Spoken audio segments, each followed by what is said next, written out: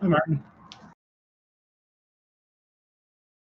I am currently manually adding every person to the role for tonight's event speaker. Also, I hear myself in echo, so that's annoying.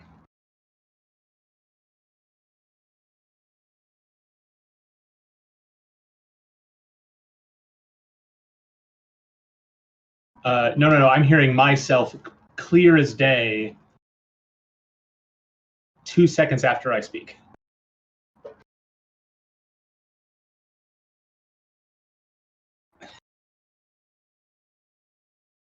Well, that's why I'm talking in a halted manner. Huh. Then it's not my other room.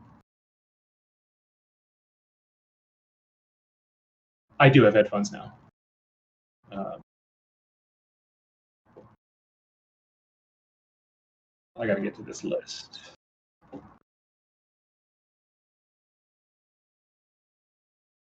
No, in the green room.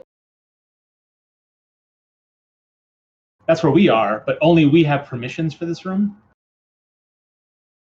Because this is the channel you'll be streaming to Twitch.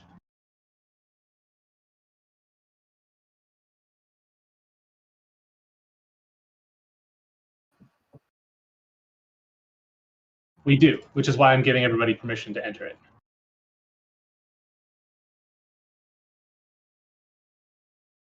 But annoyingly, I can't search for them unless they've said anything.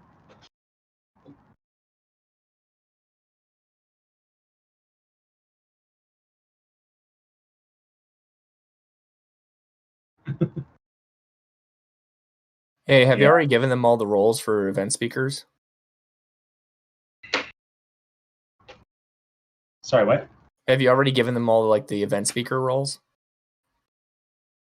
I'm in the process of doing that. Oh, okay.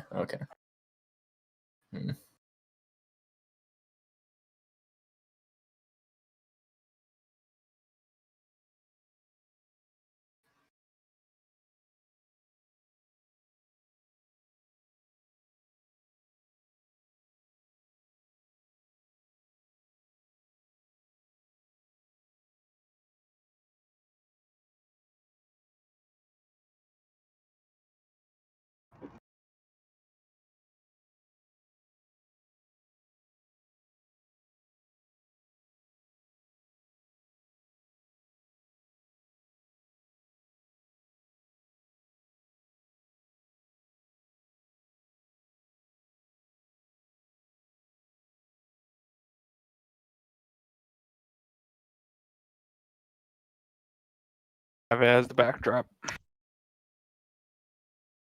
Okay, so it seems like just everybody's coming on in here. God, now it's a party. Right? As it should be.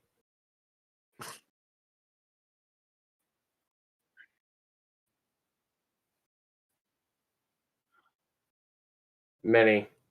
I think all of us here. In some capacity, yeah.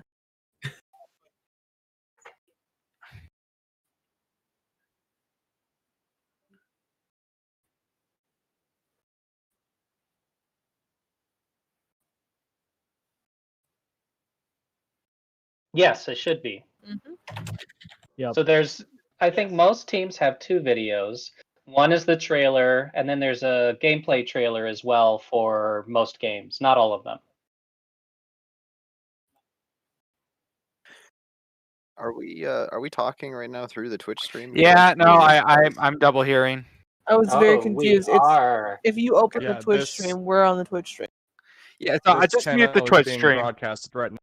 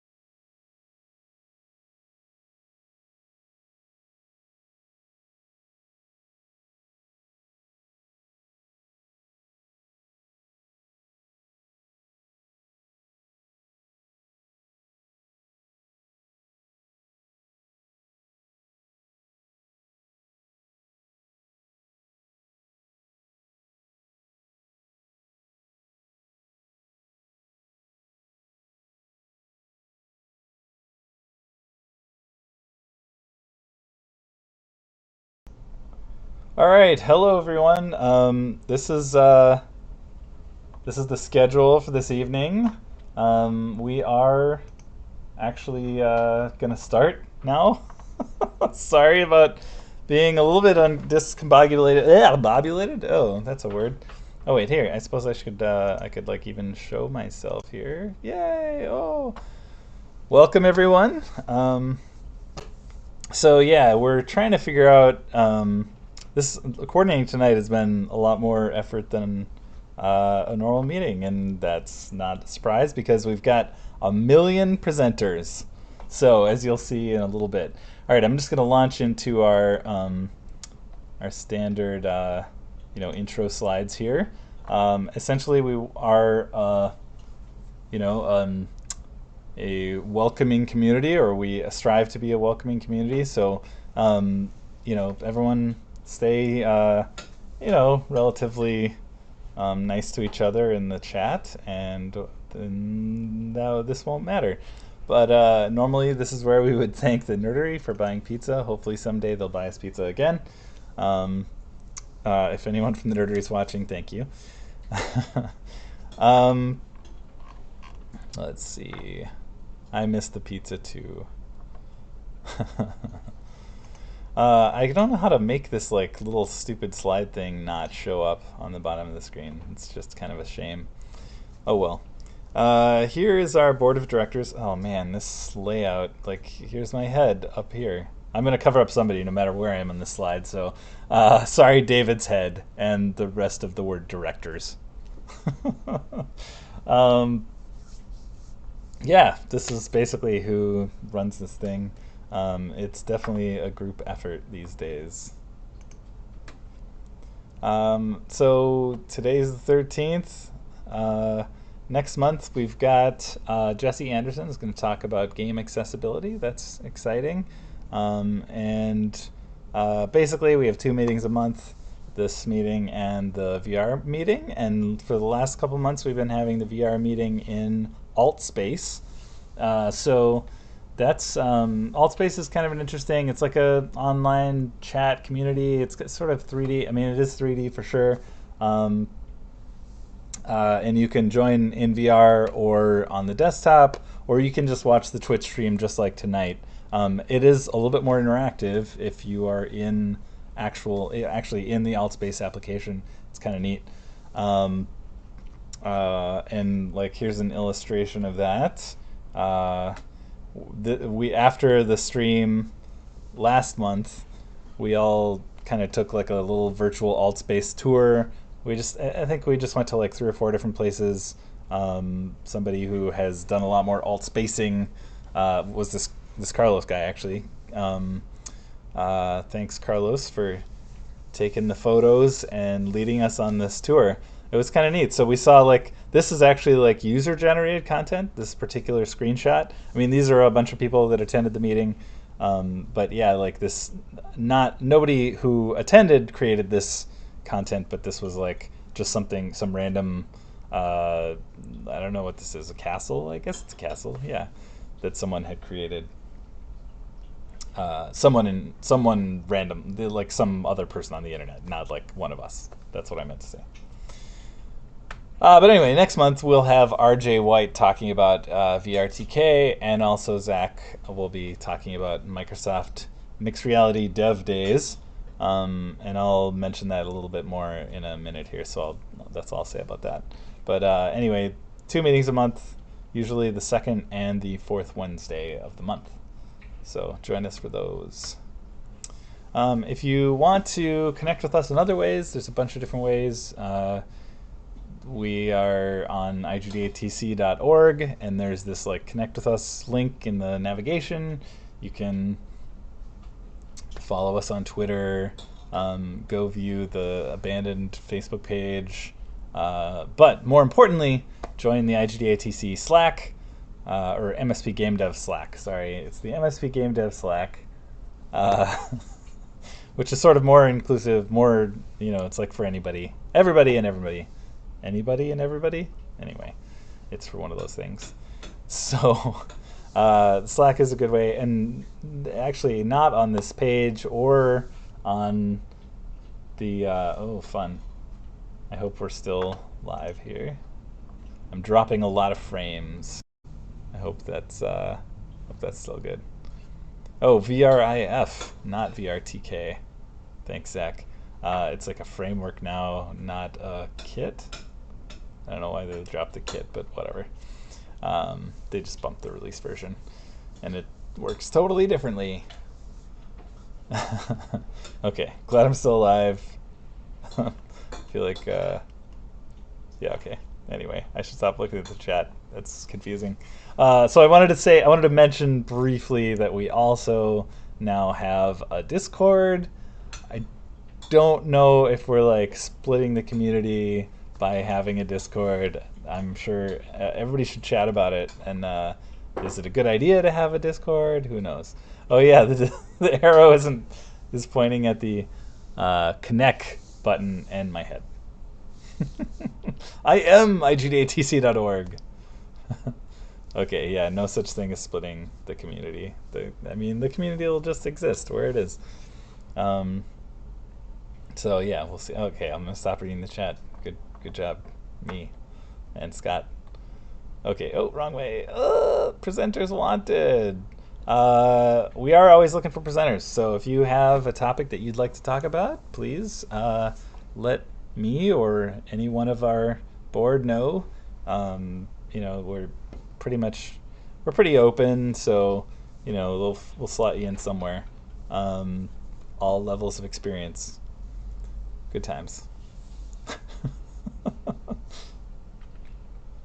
Let's see. Can I remember which way to go? Yeah, okay. So we are a chapter organization of this like larger parent IGDA.org. It's the International Game Developers Association. It's a truly international organization. They actually lobby Congress, you know, for like when people say bad things about video games, they're like, but is that true? That kind of thing. So you can be a card-carrying member. I don't know if they send out cards anymore. I don't think so. But you don't have to come to our meetings. But you can be. And if you do become a member, let them know that we are your chapter. So obviously with the pandemic happening, quarantining, things are a little bit weird right now. We're experimenting with our format. That's the word underneath my head this time. So we're on Twitch, and still looking for feedback about this. Like, is this working? Is this good? What should I be doing differently? Aside from like remembering where my music is so I can play it. Yeah, okay. I don't know, lots of stuff. But yeah, if you think there might be better ways to do any of this, please let us know. We're definitely interested in feedback. And if there's other things you would like to see on the stream, maybe we're interested in that too. We are thinking about different things. So in that vein, one of the things we talked about doing and was to start broadcasting playtests.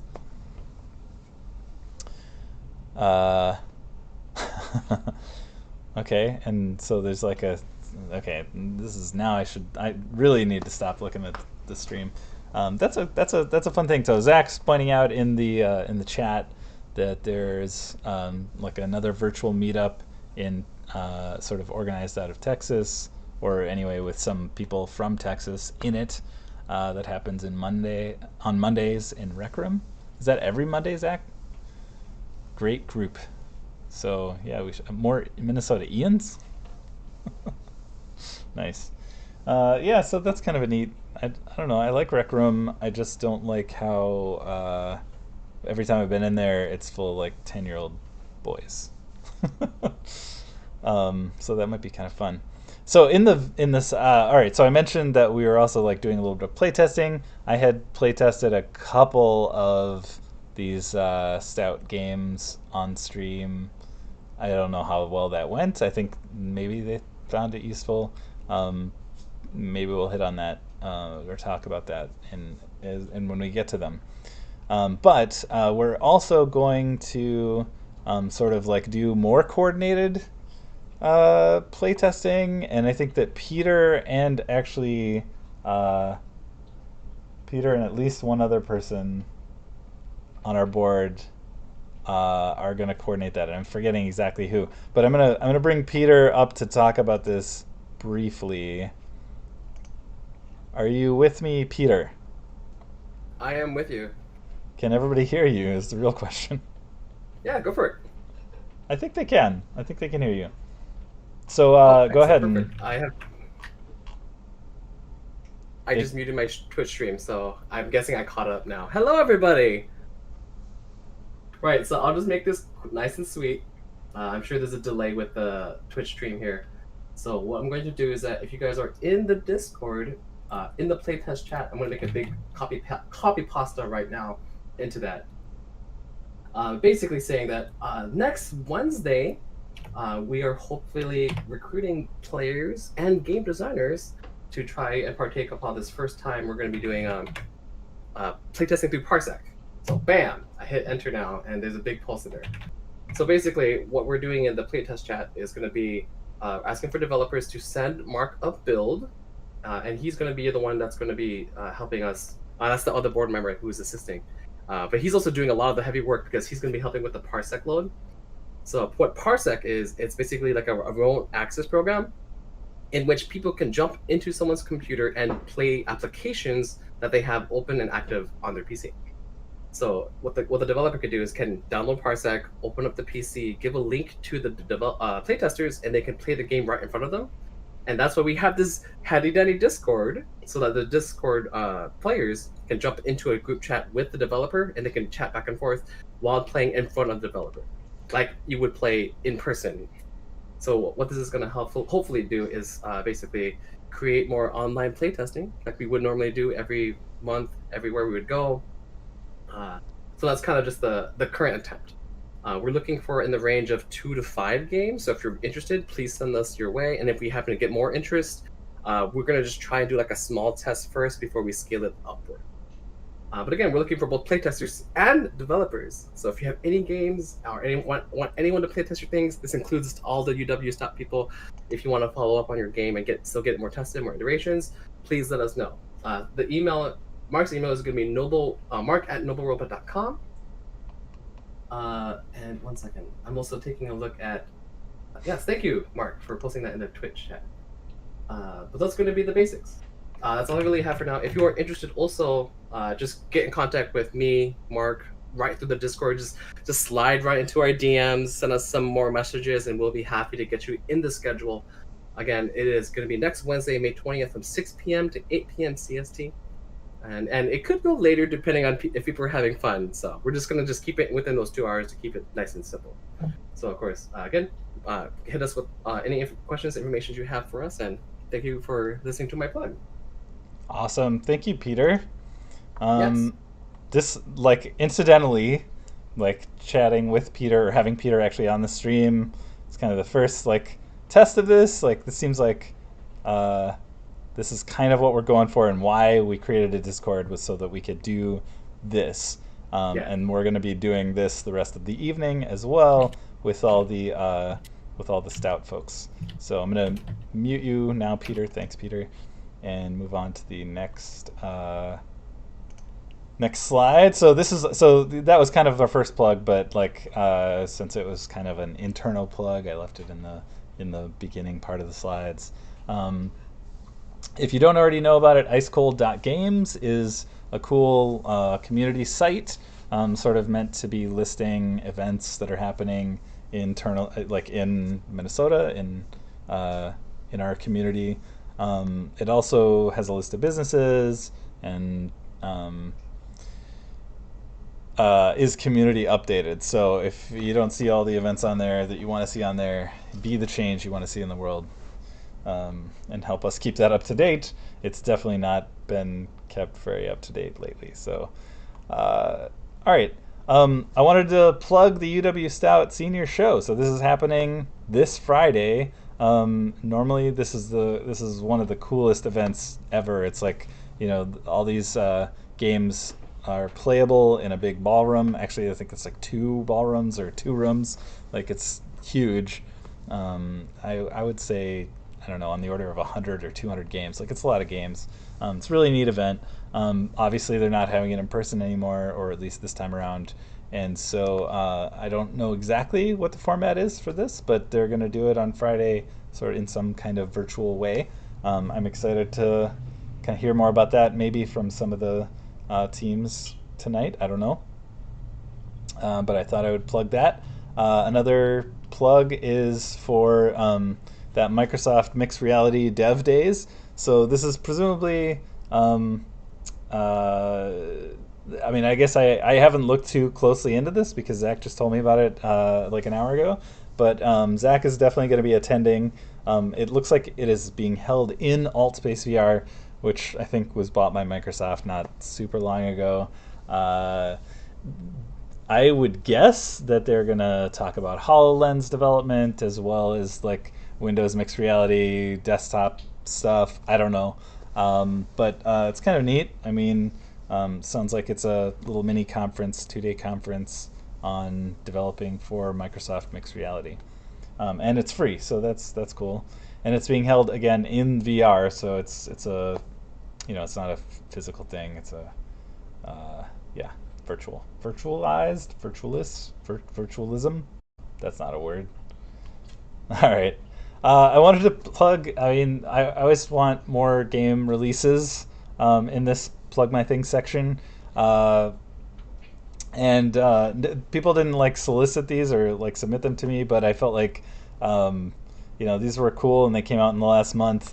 These were both Game Jam games. I don't even know how to pronounce this first one. Retrobular, maybe. I don't know. It is actually a word that means something to do with eye stuff. I'm not actually sure what it is, but it's a neat game. I like this one personally a lot. It's a first-person puzzle game where you can't look at the tree. So just fascinating concept, and it ends up kind of, yeah, it's sort of a maze, a 3D maze kind of thing going on. And then made by a couple of members of our community for Let 'em Dare. And then Dirigible Fighter, which was made for the Global Game Jam, one of the Global Game Jam games that was made this year. But Nate finally like put it up on Steam, so worth checking out. And then here is a game I had no idea was made by anyone in our community. I believe, you know, I knew this afternoon where the developer is based. Is not here, but this was submitted by Nick. I'm not even going to try for the last name. Who is local. So I don't think I've met Nick at a meeting, but I wouldn't know necessarily. So if I have met you, Nick, I apologize. But he found us and submitted this and said we should watch this trailer. So let's do it.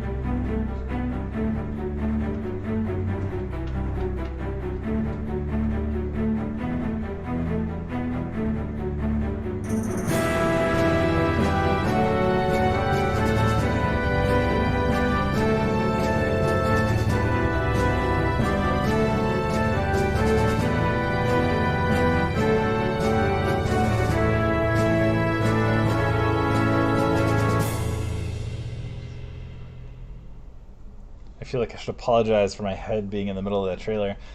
So it looks awesome.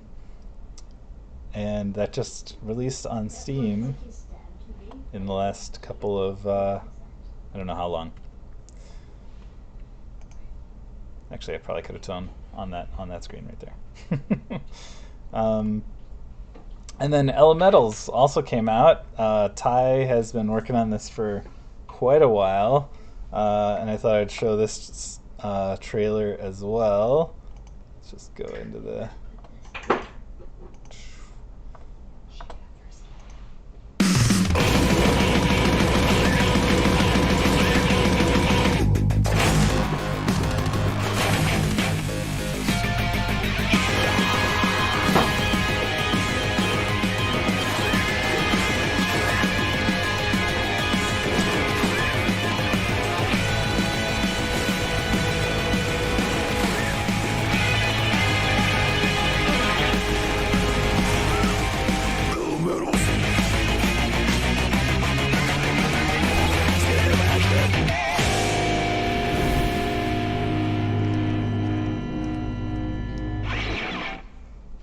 That's an amazing trailer. My favorite part of the trailer is when he says elementals. Elementals! That was a terrible impression of that part of the trailer. So congrats to Ty and everyone at Wallride. I know Ty's been working on that for a long time. We are gonna try and play a little bit, I think, after the meeting tonight. So I don't know if you stick around, maybe we could coordinate some of that in the Discord or maybe on on Slack. I don't know. We'll coordinate it somewhere. Yeah. So next, I guess this slide is basically just to say, if you have other announcements, please post them in the chat. Like, if you have worked on a game and it came out, or anything really, you're like looking for work, as I know a lot of people are, or maybe you're looking to hire someone, please post in the chat. That's awesome. No Minnesota logo. I don't know what that means exactly. All right, so I think we are ready to start the presentation portion of the evening. I'm just gonna roll right into it. I know last month we took a little intermission.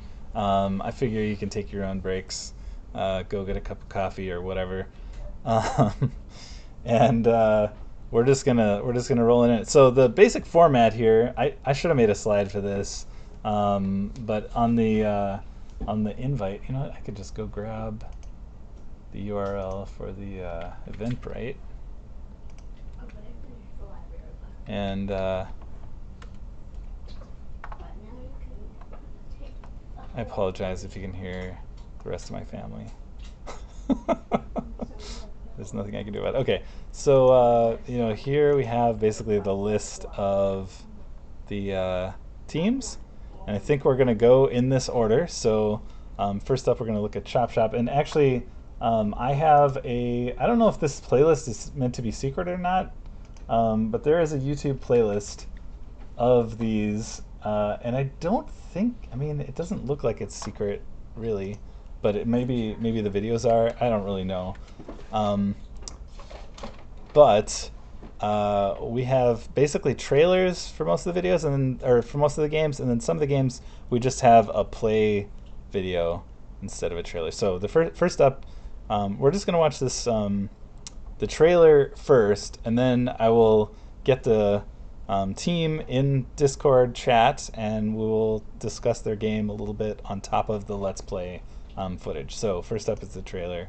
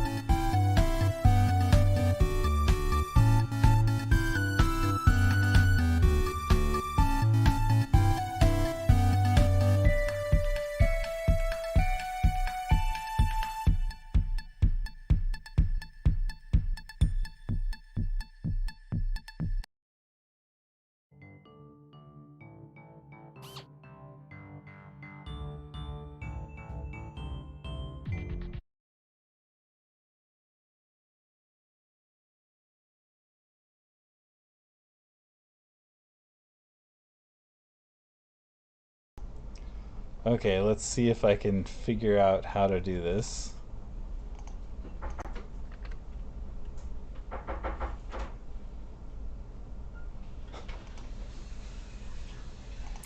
Okay. Do we have folks from Chop Shop in, I think? Yep. Yeah. Awesome. Yes, we're here. We can be heard. We are hearable. Yeah, can you introduce yourselves? Yeah, my name is Nick Sanders. I am part of the art team for Chop Shop. And my name is Robert Fox Grover Foley. I am the programming lead for Chop Shop. Awesome. Yeah, so first off, I guess, is there anything you want to say about the game, about what, just in general, or I have some questions? Mm-hmm. Just in a general sense, like, when we were making this game, it was really interesting to figure out all the different flying parts and the scrapping and the swapping and everything that hopefully will be obvious through the Let's Play footage, and it was really interesting thought experiments throughout the entire thing. I don't have too much to add. I think the questions that you'll be asking from what we reviewed are going to be very informative in their own right, and if I think of something to add, I'll be sure to pipe in. Cool. So basically these are the same questions for every team. So I'm just going to go ahead and the first question is, like, what was the reason that you chose this game idea? Like, what drew you to this? Like, why did you make this game in particular? Albert, you want to go first? Sure. So in the beginning, for this class, we had to pitch certain games, and Chop Shop was a game that was interesting to me because it took, like, an old game, Twisted Metal, and it recontextualized it in a far more lighthearted, toy box kind of environment. I was always a big fan of, like, car derby games, which was kind of like a genre that's never really been touched outside of Mario Kart in these past few years. So I thought, you know what, this is different enough. Let's go see what we can do with it. And when our other was pre-program designer, his name was Christopher Flowers, when he was talking about the idea of these cars being modular, that you can have these different pieces that fly off and can be attached to other parts, and they can be used to upgrade current parts and so on. That's what really got my imagination flying. That's when I started thinking about the real unique aspects of this game. The ability to, almost like that. There's a Slither.io game online where you try and make the biggest worm. I think that's how it works. Or Katamari Damacy. Taking that kind of gameplay loop where people are battling over, power and size, and putting that into this Twisted Metal Mario Kart arena shooter. I just had this visual in my head of you running behind another car, locking on, shooting some missiles, knocking something off, and attaching to you to make like 2 guns or something like that. Obviously, my vision and the end product were obviously very different. No game stays the same from its initial vision, but I'm very happy with what we ended up with. Yeah, and bouncing off that right away, with the modular assets as the art side of the team, that was very intriguing to try to pull off. Like, we have a total of 5 different cars, quote unquote, in the game that we literally just split right down the middle, and you're able to connect them and combine them in, I did the math, a total of 125 different possible combinations when you take into account the different turrets as well. And being able to create that much unique gameplay and that much unique possibility with such a relatively little workload, honestly, put into it was a really interesting idea on the modeling and art side, and making the textures was also really, really fun for these cars as well. So just like, what are we seeing in this right here? So there's like, this is kind of like the choose your car screen. This is the customization screen, similar to kind of how Mario Kart has it, where you have like your top, your wheels, and then your glider. This is just in the way of you have your front, your back, and your gun. And that's what that last screen was, where it was just you decide what you start out with, And an interesting thing about it is that, yes, that's what you're starting out with, but the chance of that what you coming out of the battle with is very, very small, as your parts are going to be flying everywhere and you're going to be changing up what you got all the time. Mm-hmm. And it's important to mention, we are a few seconds at least behind, I believe, on the stream, so sure, we might not be able to hit things exactly, in sync. Yep. And so then as you roll over the parts that have fallen off other cars, they're getting added to your car as well. Mm-hmm. That's what's happening. That's great. Yeah. Go ahead. In a way, there's actually the way we have like two separate mechanics at play. When you pick up a piece, you are allowed to either swap it with the current piece that you have. So if I have a front piece, and this front piece belongs to a skull car archetype, so it's blue, it's got a skull on it, skeletons, that's the theme. If I have a skull car front and I pick up what is called like a candy kind of front, I could press X and swap it in, or I could press Y and scrap the piece for, well, working towards an upgrade. You'll notice right now in the bottom right corner there's this bolt that's screwing into their UI. Got it. When that bolt is screwed in 3 times, you get an upgrade. And you might think to yourself, okay, so upgrade a piece or swap a piece, why would you ever swap? And the main reason to swap is in the cases where you do find something that's already bigger. Like if I knock off a level 3 piece off of an opponent, I'm not just going to scrap it for a 1 upgrade point. I'm just going to immediately swap it in for what I got, And beyond that, many of these different parts have different stats. They have different unique aspects about their gameplay. For instance, the different turrets, it's very obvious with them. This boom turret, like you can see in the bottom right, this like horn that shoots very fast with low damage, but a really high rate of fire. But if you look instead, something in the bottom left, there's this called like a candy turret that replicates like a shotgun, where it's low range, low rate of fire, high damage, high spread. So there's all these these different factors at play that we're asking the players to consider when every time they pick up a piece, when they have to decide, do I swap this or do I scrap this? And secondly, like every single piece changes up how your car functions in a general sense, whether it be something small like just changing the sound that your horn makes, or being something bigger like there is ramming damage. Certain faces and how big the faces are give you more ramming damage and stuff along those lines. And so it's really interesting to, as you're playing through a single match, throughout the entire thing, you will have completely different gameplay styles when you swap a lot more. And it's really kind of fun just to have that absolute mayhem that is created through that. Because you have no clue what you're going to do, what this gun does, what any of this does. You just play and you see what happens, which is really a really fun aspect of the game. Okay, I have to ask, what was the UFO menu item? That is one of the map.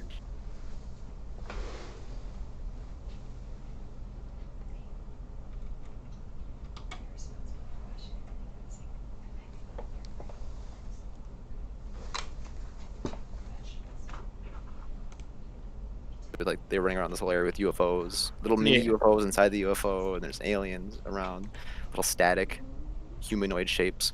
I believe in this next sequence we go into the strip mine map, and at this point, looking at the bottom right, someone's missing. That was this gameplay was recorded with my family, and my sister had to dip out, so that's why the bottom right does not exist. Super fun. Okay, and I had, I think you guys kind of already covered my second question, which was what aspect of things are you most proud of having worked on this project? But if you want, there's opportunity for you to say more about that. Sure. Yeah, in general, one of the hardest things for the original concepting of this game was, of course, how do these cars connect? Are we doing just Mario Kart style where it's body wheels? Are we doing the front and back, which is obviously what we chose? After we chose that, we still weren't 100% sure how to make sure all of the parts were connected properly. But that's when I came up with the idea of, although not on all of them it's obvious, and on some of them it's just straight up taken off, but all the cars have an axle that we made it so that the front and back had like a maximum size that could be, but otherwise do whatever you want with it. And then as long as it was connected to this axle, no matter what, they would always connect to the same spot. And even further, like all the cars also have like a little base thing at the top of their head. It's very obvious on the little octopus in the top left where he has like this little hat that has a platform. That was also made so that we could just put the turret's main pivot point on that platform so that all the artists could have a lot of freedom to just do whatever they wanted as long as they have these set things figured out. And that is the thing that I'm most proud of for creating, is that general setup for connecting everything. Mm-hmm. And much like Nick, standards was one of the things that I wanted to bring up. We had a couple sprints. Obviously, this project's handled like most, software engineering projects with these sprints, agile development. And sprint 6 for us is probably what I'd point to when we talk about, what am I proud of? Because in sprint 6, I looked at the code we had, and this was, more than a half a year in, and I looked at the code and I was like, you know what? This is bad. This is ugly. This is really unwieldy. Sprint 6, just to start off Sprint 6, I got together with a friend of mine named Christopher Flowers, another teammate, awesome guy. He's in the chat right now. And we devised a coding standards document. We got brought in we brought in our other programmer to take a look at as well, make sure everything was fine. And then after those 4-page document was created, we went through all of our code and we spent most of that sprint just refactoring. And on the surface, it's really boring. We didn't really add much to the game, if anything. But what we did do is we made our future development so much easier. I had an internship before this where I had to adhere to very rigid software development principles, and I thought it was extremely dumb. I don't think that anymore. Not after seeing how out of control it can become. Coding standards are important. Yeah. And I know that feeling. I love that feeling of feeling like, okay, you've got everything where it's supposed to be. You've taken the time. It's a luxury not every development project has. For sure. Mm-hmm. All right, my final question. If you were going to start over making a new game with the same team, what would you do differently this time around?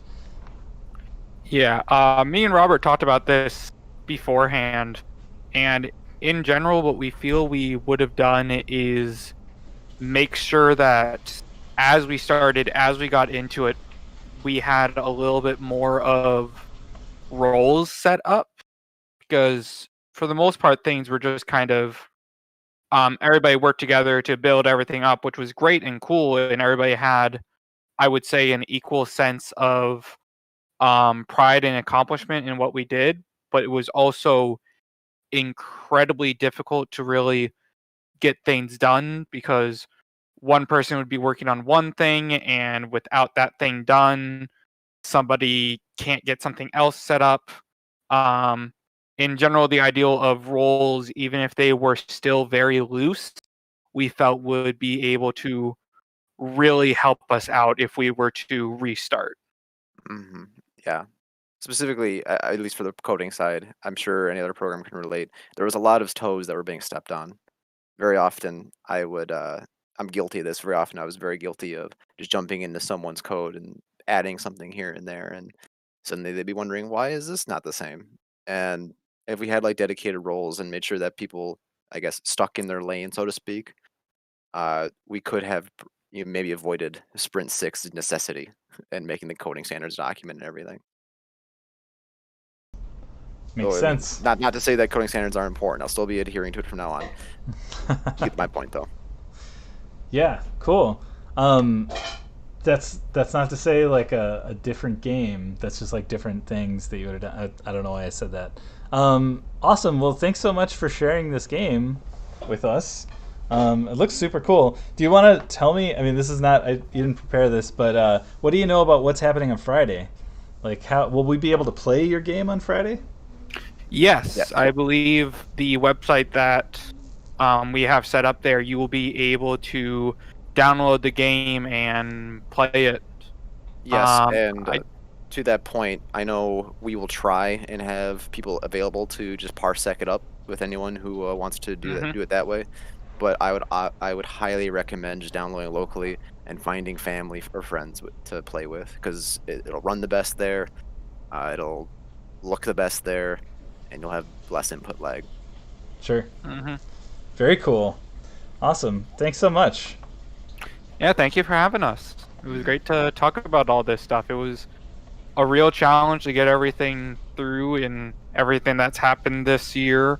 And I think I can say for everybody that's going to be coming up after us, I think we all have a great sense of just, holy crap, we somehow did it. Sense of accomplishment. Yeah, exactly. And it's wonderful to be here after all this. Yeah, for sure. Hey, so here's a fun question. Like, where are you guys located physically right now? I am in my bedroom. I'm in Brookfield, Wisconsin. Nice. Galesville, Wisconsin. Okay, cool. All right, thanks again. I'm going to move on to the next team. All right, thank you much. Bye-bye. Awesome. So next up, we have Fate of Factions. And I'm going to ask you to enter the chat. Oh, and here's our official trailer, but I'm going to start it over because we are not hearing it. Come back. Okay.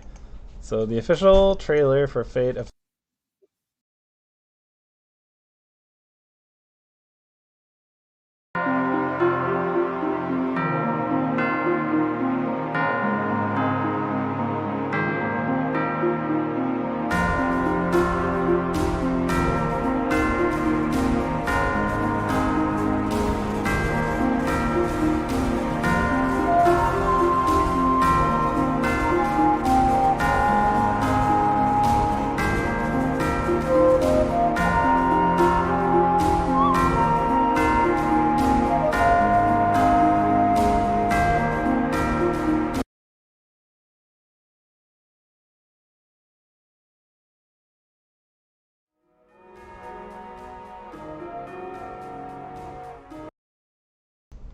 All right, and let's see if the right people are in the Discord. Hello? Hello. Hi. Do we have Fate of Factions folks? We do. You do indeed. For sure. All right, can you introduce yourselves?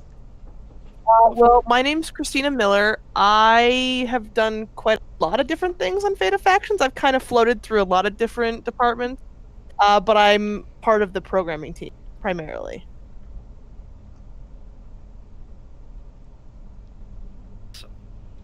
So I'm Tim Schultz. I am the art lead on Fate of Factions. I had my hand in a lot of different aspects for the game.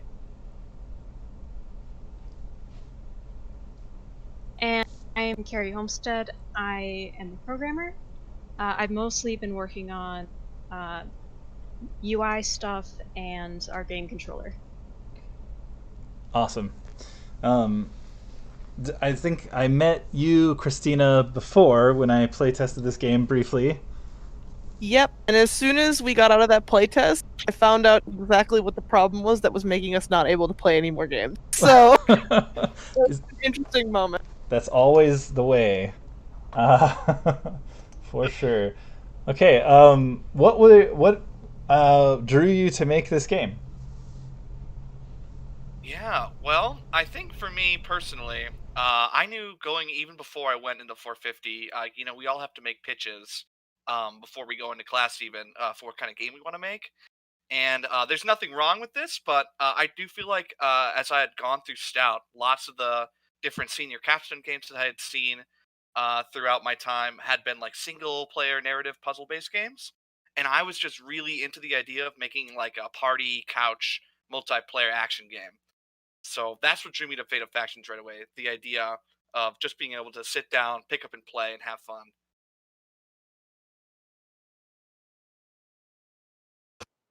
Echo most of what Tim said.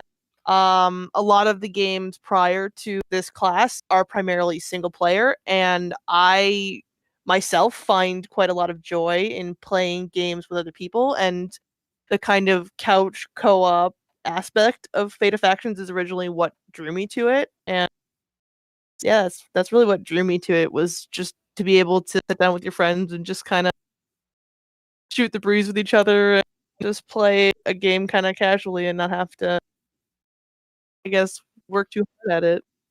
That was, for lack of a better phrase for that. Yeah, and for me, I agree with both Christina and Tim. It's very fun to be able to play with other people, especially people that you know, and also have some competition. So I was interested because of that, but also being senior year and having 2 years to work on a game, like previously we've only ever been given a semester to officially work on games before we had to submit them.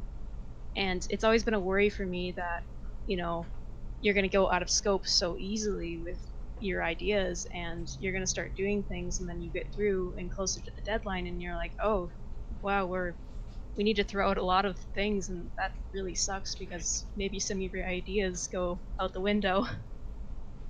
And so I saw how basic an idea FOF was. Not to say that our game is like bad because it's simple, but in the sense that because the original idea was so simple, it left for a lot of room for it to grow and that we could add more content if we had time to.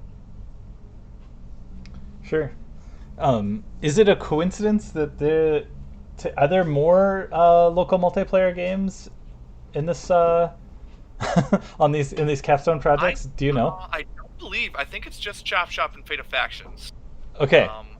It is more than normal though. Like, to be honest, I can't remember a ton of multiplayer games. I think I only remember like 1 or 2 myself. So it may not be as common. It probably is still fairly common, but having 2 in 1 semester was interesting to see on even like the winter game expo. To have 2 different multiplayer games was really cool. Yeah. A herd of Yoshi. I don't know who that is, but someone just pointed out there's more senior games than normal as well, just in general. Yeah, because Major just keeps getting bigger. Like both the computer science and the art side just keeps getting bigger, and it works, I think, better to have more games because having a smaller team is actually a benefit in some cases. Because our team is balanced almost evenly. We're 5 artists and 4 programmers. So it isn't so many that you either run out of work or feel like what you're doing is, I guess, what you want to be doing. So I think that is actually really nice that we have more senior games and allow the teams to be a little bit smaller. Cool. What are you guys most proud of about this project? I think what I'm most proud of for this project is what's really entertaining is watching people play it for the first time, start to figure out how the controls work, and they just start to get into it. And when it comes down to those last 2 players on the field, it's always like a screaming match, like who's going to get that last hit, who's going to win. And it's always like gratifying to see people finish all the rounds and then immediately hit replay, go straight back to the character select, choose a new character, and go back in and just keep playing over and over. It means people are enjoying it, and I think that's what I'm most proud of. Yeah, that's a really good one. I think the one I'm going to say is almost very similar to what Tim said. The ability to play as one character, understand why you're losing, and change to a different character depending on what characters are around you. Because it's interesting to watch people play this game for the first time, and they play particular characters, and then like once you go through a full set, they'll want to go back and they'll pick a particular character in almost spite. And it's kind of interesting to watch, I guess, the progression of people playing different characters to try different things, basically, and different play styles as a result. Yeah, for me, I took this question slightly differently, more on a technical side. And for me, it's the ability to have the code that I'm writing for the game controller was able to check the state of a game and respond respectively based on, you know, if the players are still alive or if they're dead, and which there's technically 2 victory screens for our game. So is having the game know, hey, we still have more arenas that we can visit, show the continue button versus, hey, we're all done now, show the replay button.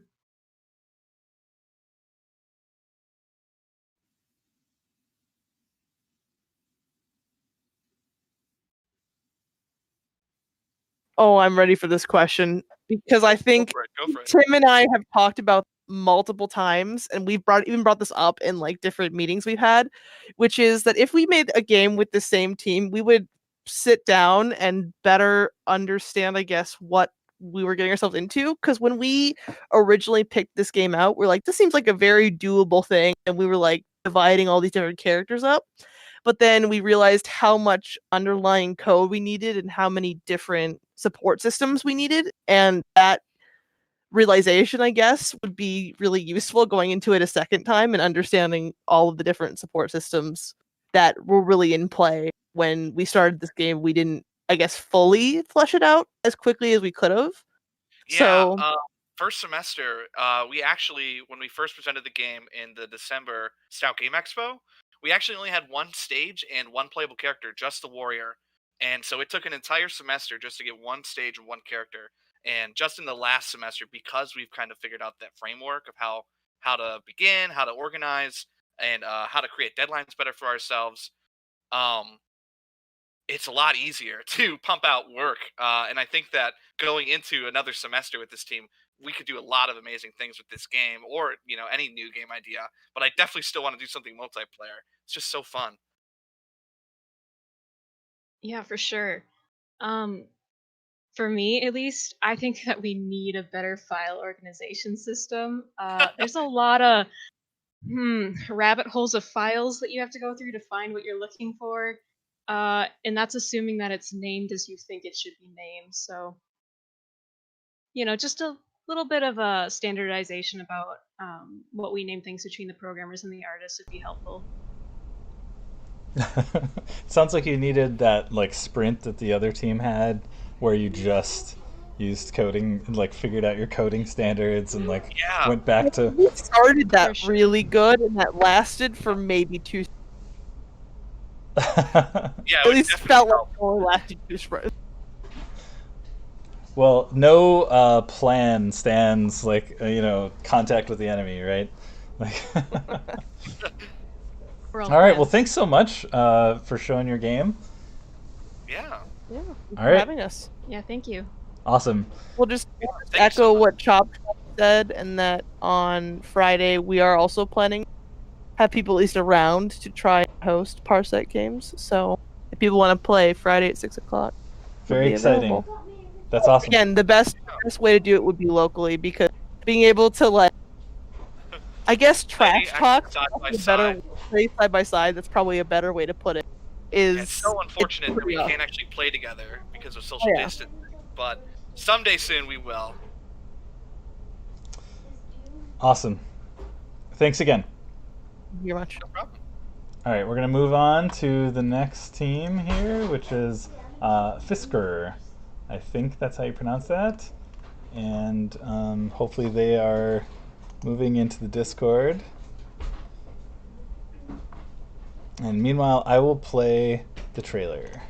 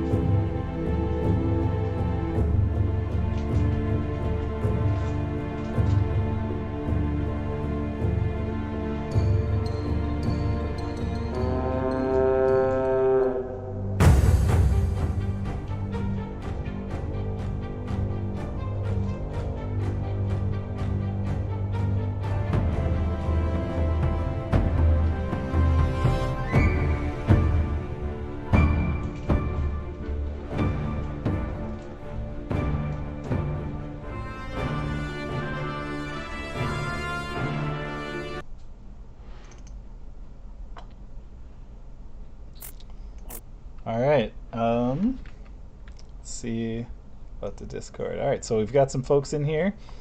Do you want to introduce yourselves?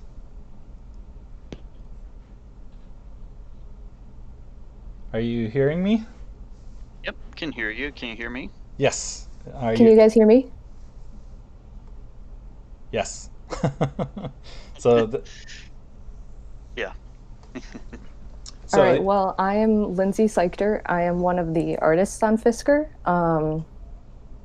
My primary work was on the snake, and then also some other like environment assets. I have my mic muted, sorry, but hopefully you can hear me now. I'm Audrey Gronek, and I am the lead artist for FISKUR. I worked primarily, the biggest project that I worked on was like the character. The whole pipeline for that is what I worked on. And I'm Andrew Freethers, lead programmer. Worked primarily on the movement and camera system, a lot on the weapon generation, and just kind of helping with piecing everything together towards the end. Awesome. I realize that I think I owe you guys a personal apology. This was the game that got away. I was like supposed to play test your game, and then I was just having no end of technical difficulties on my end, so I just couldn't make it happen. Yeah, that's just fine. We understand. So so same questions as everybody else. First up, what was the reason that you chose this game? And actually, I wouldn't mind if you sort of explained a little bit, like, what kind of game is this? Like, what are we looking at? Yeah, I can start. So what you're looking at is kind of like adventure. It's more action than adventure, but there is some sense of exploration to it. You are a Viking that has washed up onto this like uncharted island after you're attacked by the world serpent from Norse lore, and then so you wake up on this island, and then it's kind of like figuring out how the island works and surviving. So during the day you can fish, and you can use the fish at an altar to upgrade your, so you have like a 2-in-1. You have a fishing rod and a weapon. It's two things at the same time. And so use fish to upgrade that to get better weapons, because when night comes, hordes of fish enemies come and attack you. At the same time, the world serpent comes back, and your main goal is to survive those nights, upgrade during the day, and eventually beat the world serpent. And so it took a long time to get here, like for our idea. I know our team particularly, we had a bunch of great ideas, and we got to the day where we needed to decide. We just had, as a team, we had trouble deciding and agreeing on one game. It was kind of half and half, like half a team like this and half a team like that. So yeah, it was like perfectly half and half. Yeah.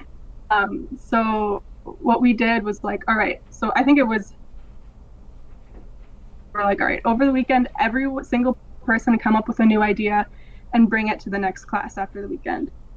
And so everyone had their own idea. And actually, the idea that I brought was kind of what this game was based off of. It was like, it originally was a pirate game, and you were going around an island digging up treasure and fishing, and the fish would give you treasure maps and stuff. But then our professor, we were like talking about it, and our professor came up with the idea, and she was like, well, what if fish monsters come out at night? And everyone on our team loved that idea. Everyone ran with it. So it kind of came from this like pirate game where you're finding treasure maps, and it like morphed into this Viking game where fish come out of the water, and like you're trying to beat the world serpent. And it was a long process to get where it is today, but we got there. And I'm proud of the game. I like what we made this game about. Yeah, joke going on about how it's pretty much like fishing simulator, but also 7 Days to Die. But yeah, it was a very large change going from the two games that we started off with to this, because we had a game called Messenger, which was about a mouse navigating a forest that was slowly dying, and then another game called what was it called? Combo Meal. And the programmers really liked Combo Meal because of the setup that would have. I'm not a programmer, so I'm not sure how to explain that. I was going to say, oh, go ahead. Sorry. Oh, sorry. I was going to say, the reason we liked that idea so much was because of the technical challenge with figuring out the modularity of all of it, and just kind of having all these different dynamic systems that would have to communicate well together, or else, well, things just wouldn't work otherwise. And I know that's what really appealed to me and all the rest of our programmers. And then the other game appealed to the artists because of the aesthetic, and it was just such a huge difference that we had to see if we could try to mix the two games in any way. And we came up with a lot of really good ideas. And then Audrey's idea was like an outlier, or an outlier, however you pronounce that. And it stuck with us because it was so different, but really unique and fun. And then we developed it from there.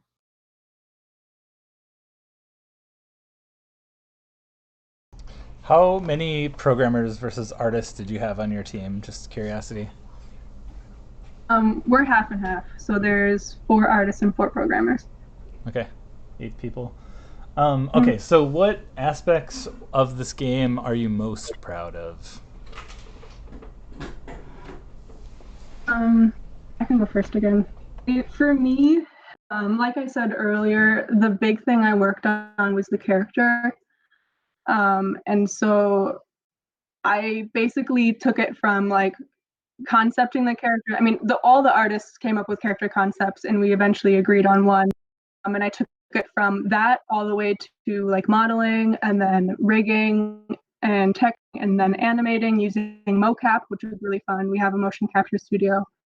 But just bringing a character from like an idea and a drawing all the way to like what you see now, like dude with the bear on his head running through the like this island. It's pretty cool. I learned a lot, and I'm pretty proud of, doing all of that and learning like the professional pipeline and everything.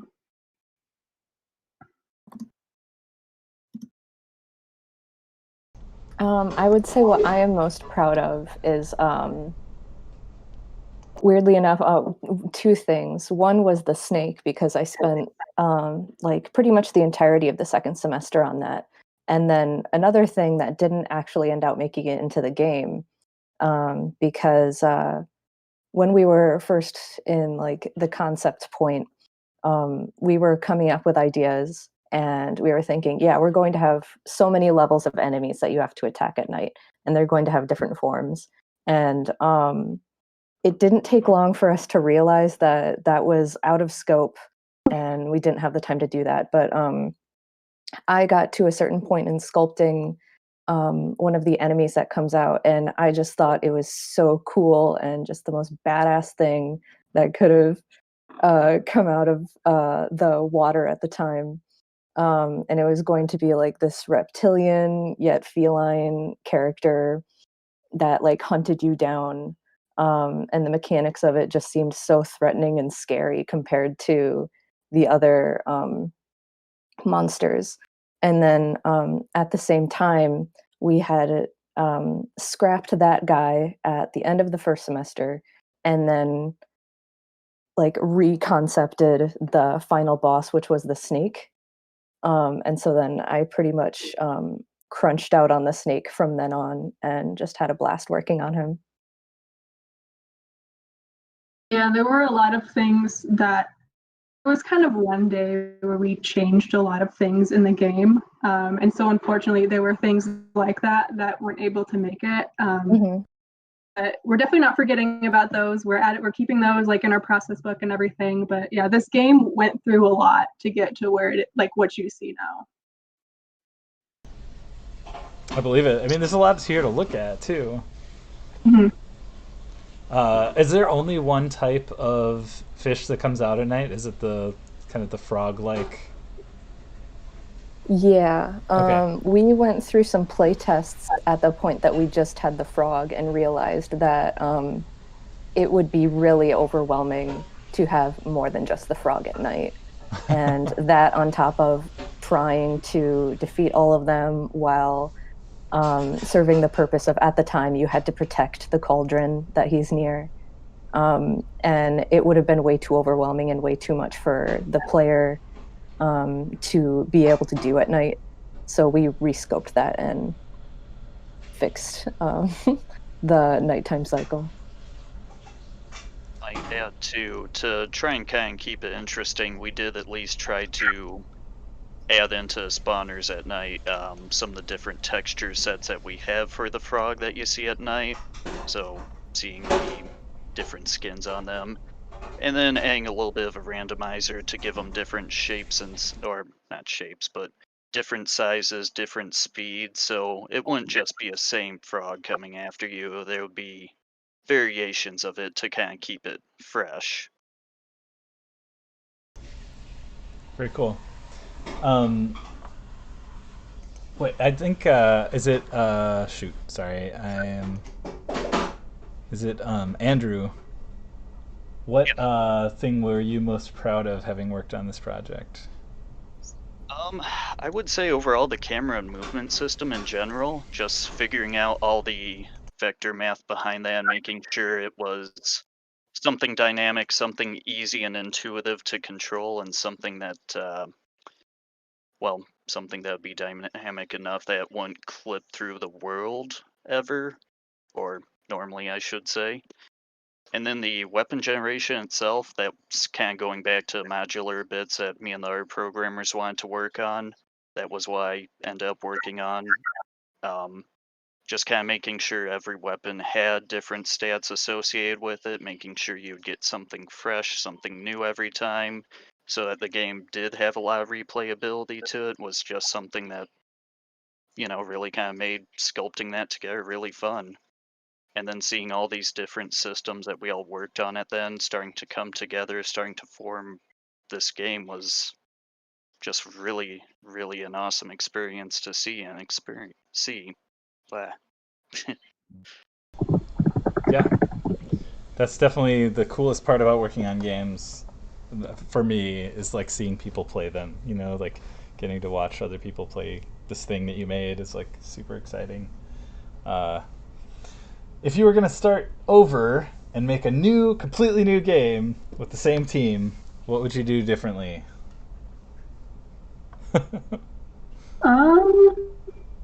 Guess I don't know. I personally liked your idea for this game. I would personally like to keep the concept, but there were definitely things that we learned along the way with this game.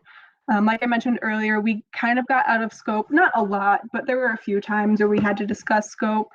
Maybe just keeping that just in the back of our mind would have helped. And I personally would have liked to have worked with art style and as you're making a model, check with the other artists and see what their model looks like. And but I mean, that's difficult, especially a lot of our assets came in that last final stretch when we were all, at home in quarantine. So that was, that's something that's pretty hard to do. It's not like you're just working on something next to another artist and you can quick look over at their monitor. So that was something I would have liked to have worked on. And also just making more time for things that might go wrong. There are a few sprints where at the end of the sprint we didn't have everything done that we would have hoped. I know there was one sprint where I really struggled with the rig for the character. I had to restart it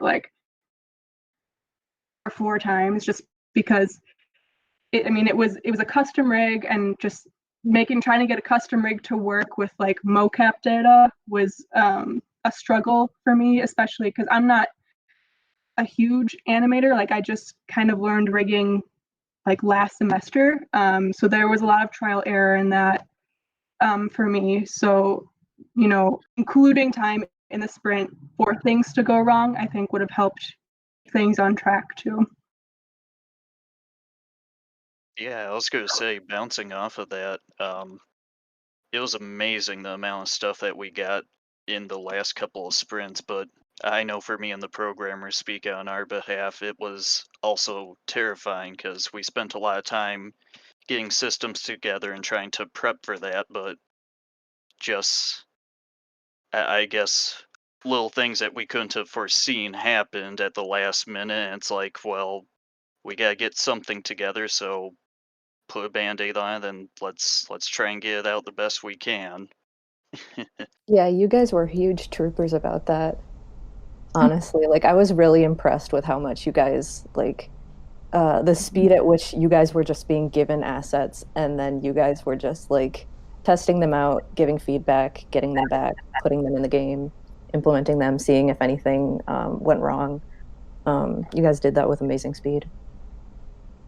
We were screaming on the inside the entire time, I guarantee it. I would say that I don't know. I really like the aesthetic of the game, and in general, I love how like it turned out and the concept turned out.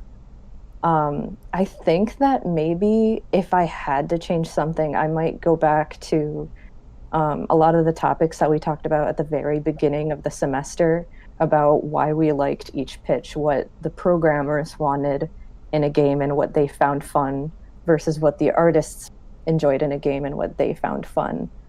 Because we did end up taking a lot of that modularity out of the game from the programmers.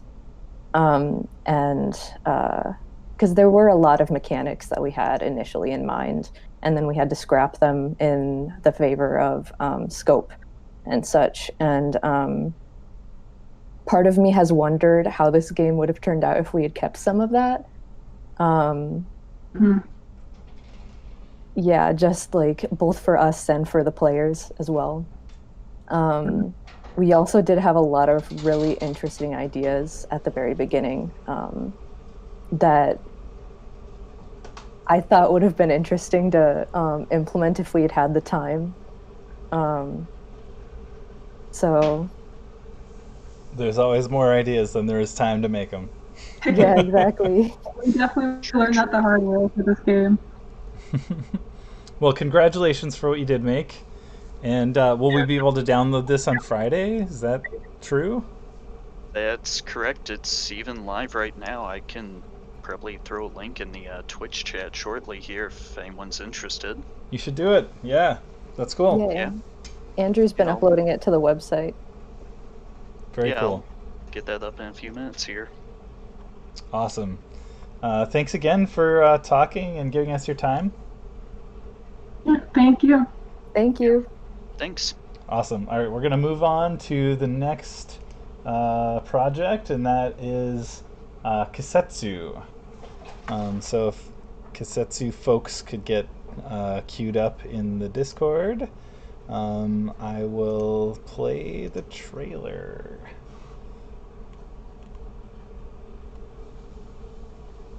First, I'll unmute.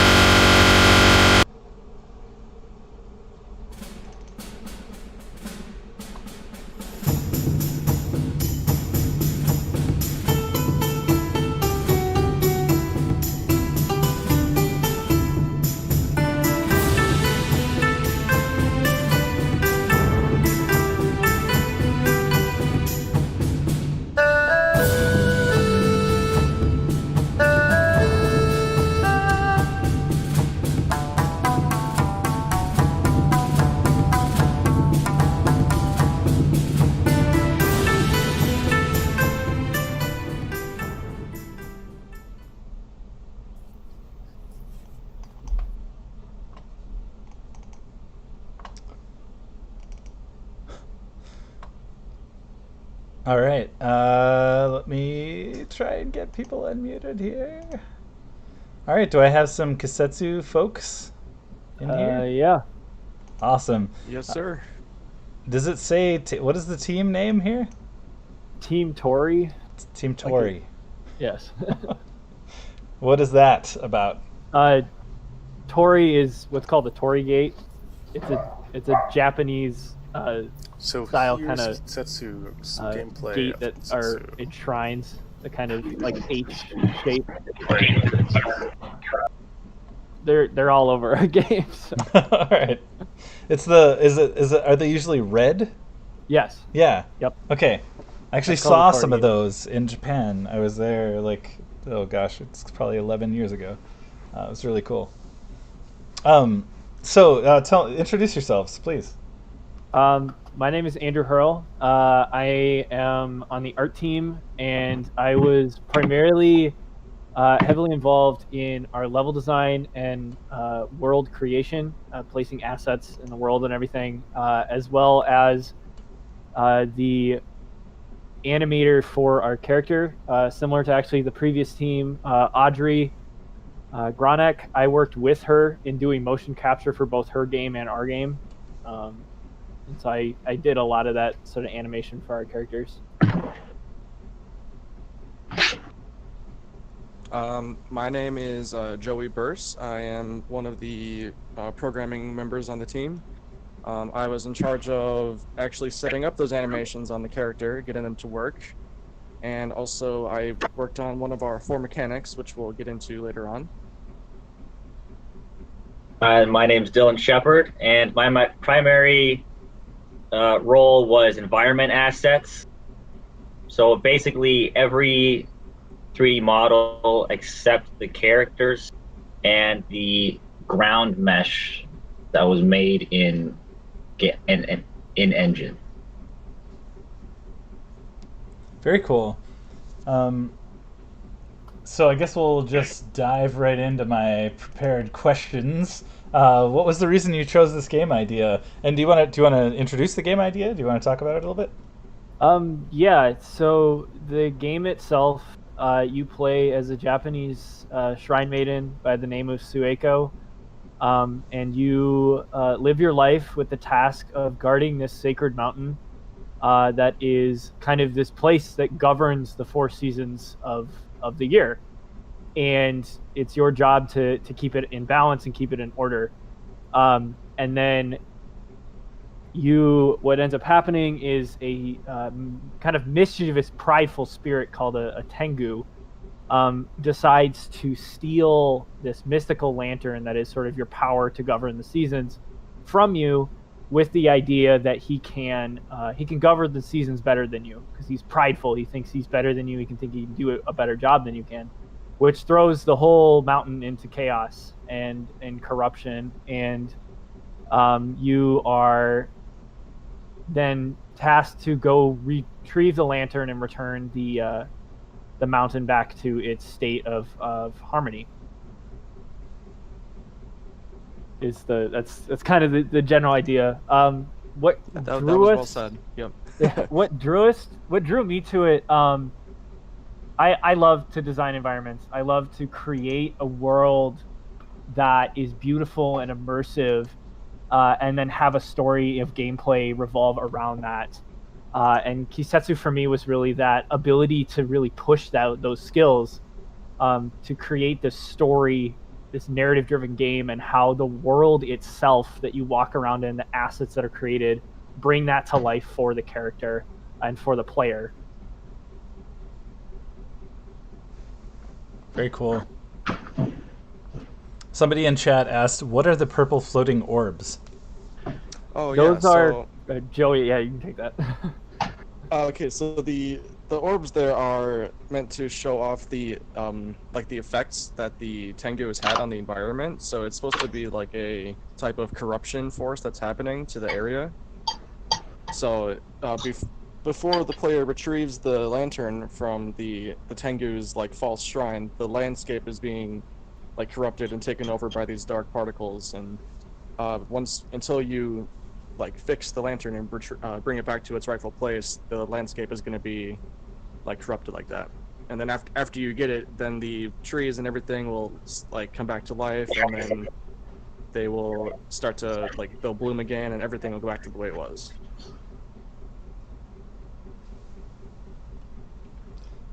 Very cool. Did anyone else want to mention what drew them to this game idea? Mine's similar to Andrew's. This concept initially was a bit too grand for what we could conceivably do for it.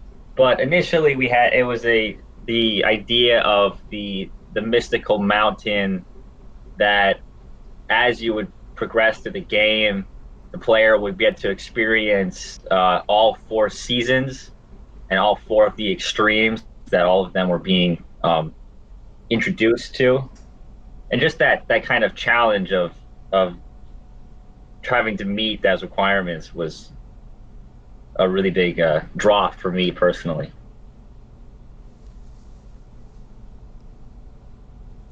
Yeah, and then I guess my reason was it was because there's 4 seasons and we were gonna have the 4 different powers, you could say. I was just interested in, like, intrigued to see how we would be able to implement that and, like, make these powers seem like mystical and like make the player like wonder how they got it, like, and to have the 4 powers be like distinct and also still usable. So just balancing all these different aspects together was interesting for me. This was a game that I did actually get to playtest a little bit. There's another game I playtested, and I don't know, did you guys watch that stream? Yeah, I remember I did. I was there. It was kind of an interesting, like, I went into it completely blind, like knowing nothing about the mechanics of the game, and I felt like it was kind of a fun, like, it really revealed itself to me in a way that I was like, oh yeah, this is a game. This is really fun. I hope that was useful. Oh, it was very helpful. Yeah, we got lots of good information from that playtest. It was great. So one of the things that is true about the game, or was when I played it, was that there are these 4 different distinct abilities, and there's also these 4 sort of pillars. I guess there are 4 seasons. Like, do you want to talk about, like, are they meant to like be matched up? Are the sort of representations of these abilities that are animals? Are they like, do they have a specific like relationship? Does anyone want to talk about that? Sure. I'll start. Yeah, so we picked the animals based on sort of like the Japanese culture and like the lore for these like mythical creatures, and so the powers like go hand in hand with the animal types. So I don't know if you can see it on the video or not, but up at the top there was those 4 like pillars with the statues on them with the different creatures. So the bear-like creature represents like the strength ability. So you turn that on, and then you're able to move big boulders around and knock trees over. Like the character herself wouldn't be able to do that, but she's using the powers of the spirits to like make her like superhuman just for that moment to do that action. And then like, so the bear goes with the strength. The monkey allows you to climb on certain walls. The bird type creature allows you to kind of glide over larger gaps that you wouldn't be able to jump over. And then the fox in Japanese culture is meant, or like symbolizes like wisdom and cunning. So it kind of shows you like sort of the path you're meant to take. Kind of based on, I don't know if anyone's played Dead Space, but on Isaac's suit, he can like hold his hand down and it shows a line on the floor leading him into the right way. That's similar to that ability. But yeah, the statues on the landscape are meant to prompt the players to use those abilities at the right time. And just going off of what Joey said, in the beginning of the original concept of KISETSU, when we were going to try to shoot for 4 different distinct seasonal levels, each animal did have a connection specifically to a certain level. And so we did spend the time and we thought about, okay, how does each animal relate to a level? And like the bear, we thought about, bears are waking up in the spring. That's kind of when they become active again. They're looking to begin their lives again after hibernation. So we attributed the bear to spring. Like the monkey, we attributed to winter. Because of the particular type of monkey we were looking at as a Japanese snow monkey that live really high in the mountains of Japan, in a very winter-like environment in the snow-capped mountains of Japan. And so each one did have a season attributed to it. The fox was fall, and the bird was summer. That's kind of what I was looking for. Awesome. Do you have things about this game that you're particularly proud of? Like, what are the things that you that stand out as like, oh yeah, I'm really glad I got to do that?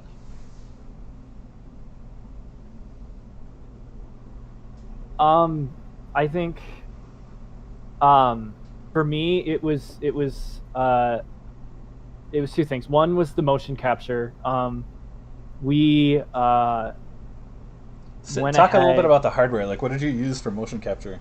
Yeah, so Audrey mentioned earlier, we have a mocap studio, a Viking mocap studio at Stout, and it's a kind of a square area with green screen walls and what looked like metal scaffolding around the upper part of it that hold I think it's 16 cameras, infrared cameras. And then we have the kind of like neoprene spandex suit with markers, 57, I believe, in total, that reflect the infrared light from the cameras back to them. And all of those markers are then able to capture the movement of our actor, who actually was one of our teammates that did the acting under my direction, and then turn that into actually a skeleton that then can be brought into Maya and used in conjunction with a rig. I imagine that's a labor-intensive process. It is, but it was really cool to watch our character come to life from also having watched our teammate Kaylee do all the actions physically herself. And then kind of leapfrogging off of that, I was in charge of taking that motion capture data and that skeleton data and actually applying it to the model and hooking up all the animations so that they chain together properly. And that was really interesting to do because I'd never really done that before. It was kind of a unique role for me, being like one of the programmers. You wouldn't think they would handle animation stuff. Yeah, it was really interesting seeing. Like I was there, like one of the recording session days. Like I was there seeing people like in the suits, and then later on I would like take a peek at Andrew's monitor and like see like all the data and everything, and then actually seeing it in the game and like me like hooking it up. It was really fun and interesting to look at that.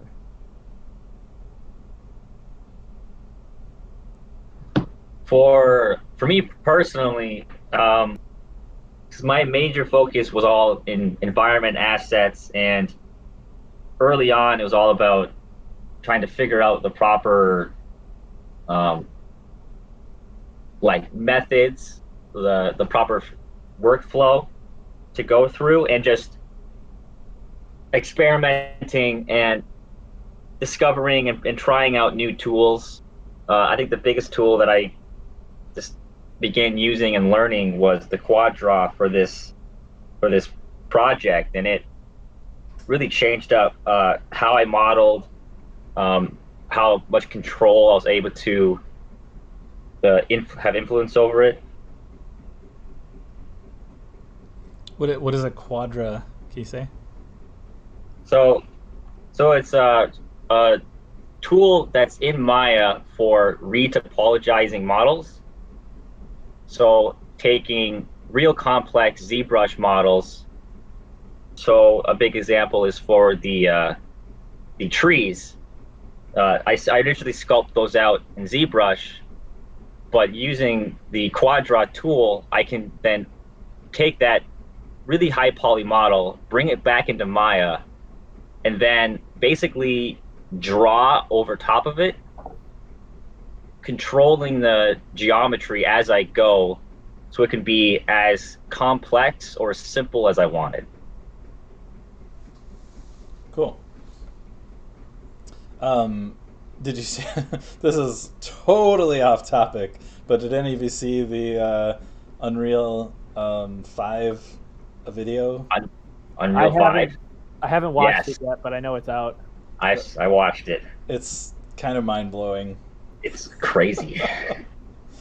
It sounds like it's going to make that tool obsolete. Yeah, it might. Very cool. All right, next question. If you were going to start over and make a new game with the same team, what would you do differently next time around?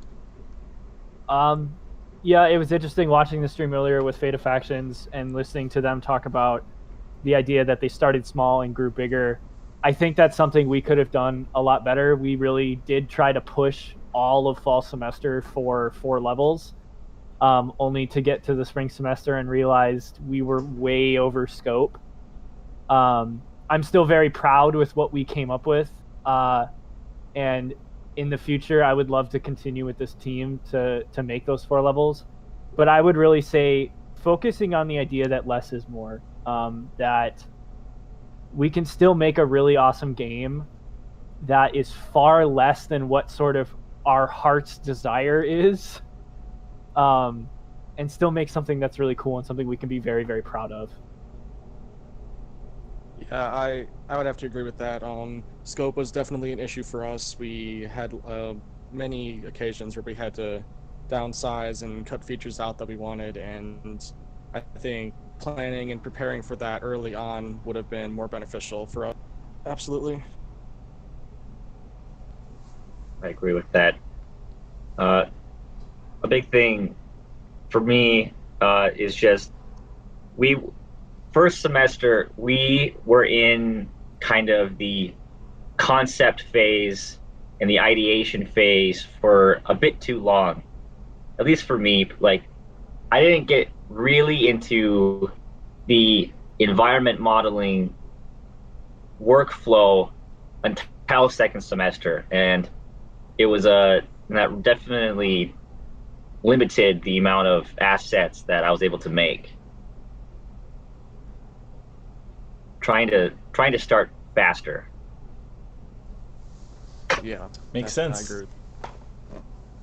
And then this is just a general thing, but I know for our team especially, and I'm sure other teams as well, this pandemic has affected the workflow pretty greatly. And at least for me, I don't have access to a nice computer at the place I'm living at right now, so I had to work on my laptop for the last quarter of the semester, which was rather difficult. Another team member had to do the same thing, and I just liked how well we persevered and tried to keep up the communication and the support if someone needed help or couldn't run something on their hardware or whatever. Like, it was just great working with this team.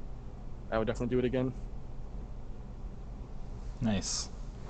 I mean, not so nice, the circumstances, but it's great that you would be able to bring it together. Yeah, I mean, exactly. You can't stress enough how impressive it is that you guys were able to even just have a project at the end of this. So, congrats. Thank you. All right, let's move on. Thanks for sharing. Yeah, thanks for having us, Martin. Yeah, really appreciate it. All right, let's queue up. The next team is going to be Leon Knights. Let me just mute the Discord here for a minute and queue up that game.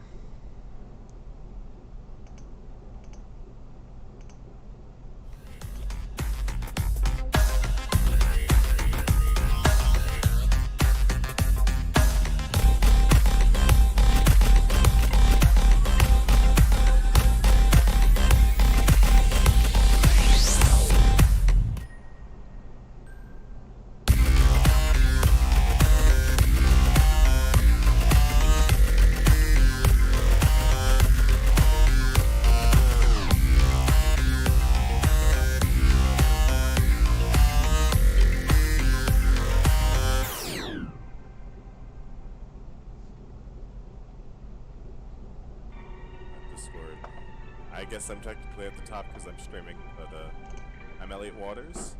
I did the lighting and audio implementation for this game. Well,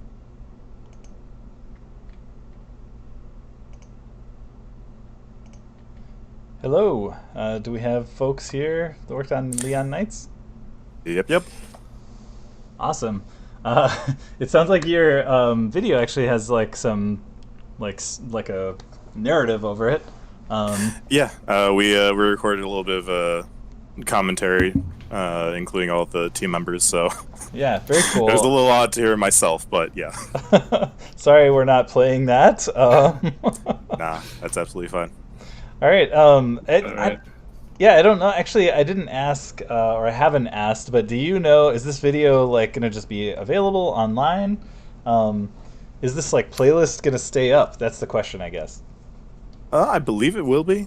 I believe one of our professors put it together. So, yeah, it should be up. I think this specific video for now is unlisted, but that could change. Yeah.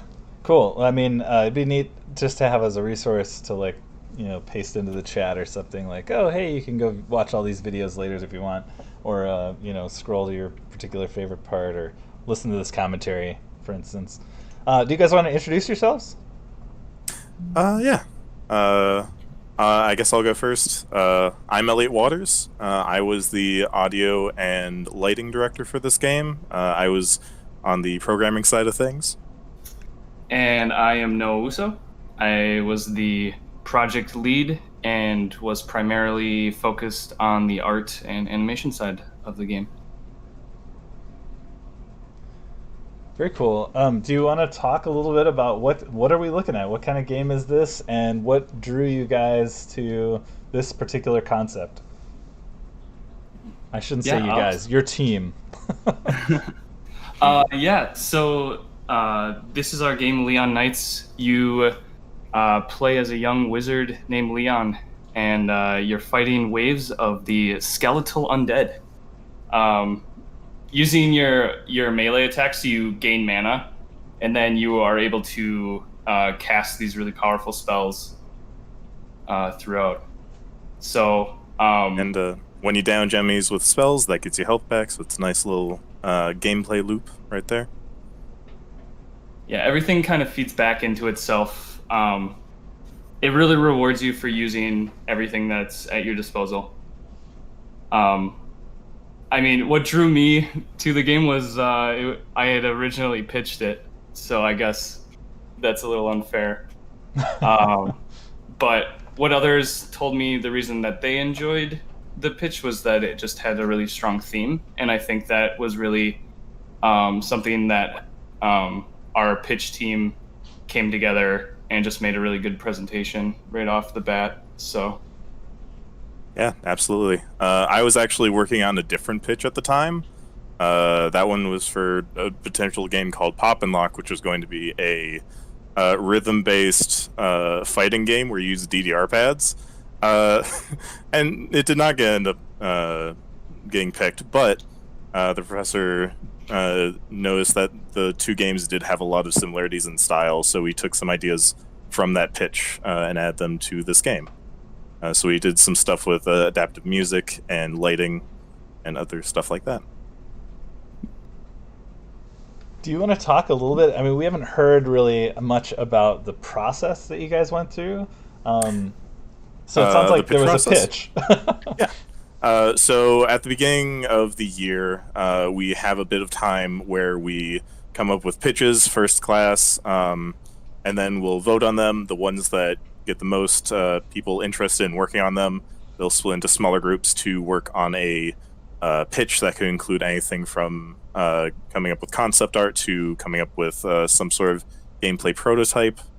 The one I was on, I was the only programmer with 3 artists, so I just figured out how to make a USB DDR pad actually work with Unity, so that was fun. But yeah, then we just all the classes get together, show off what they have, and then each class gets to vote on the pitches in their class that they like the most. And each class had about 16 students, half and half of programming and art, and they're usually divided evenly between the two teams. So each class then chose 2 games to like flush out and make. Correct. Yep. And how many pitches were there approximately in each class? Like. I think the pitch teams are usually around 3 to 5 people out of classes of 16. So around 4 pitches each class. At least for our class, we were supposed to each come prepared with a game idea, and then we were going to break into smaller groups to flesh out the ones that people had really like keyed in on.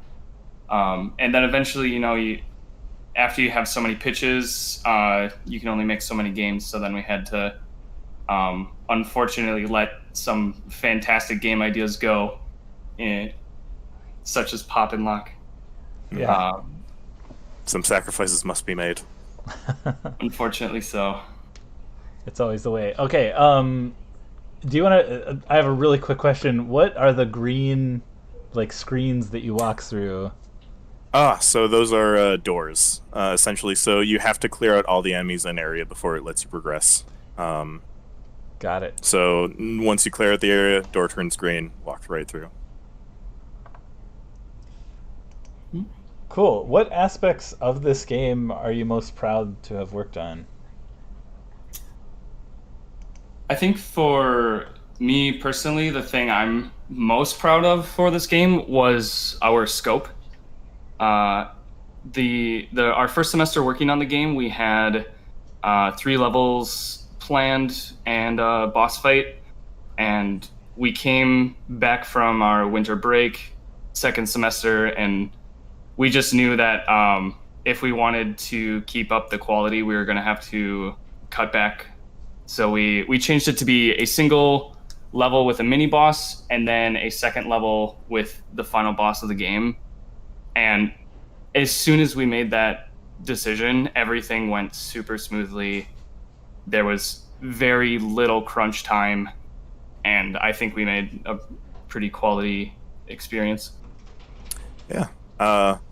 As for me, I got to work with audio a lot.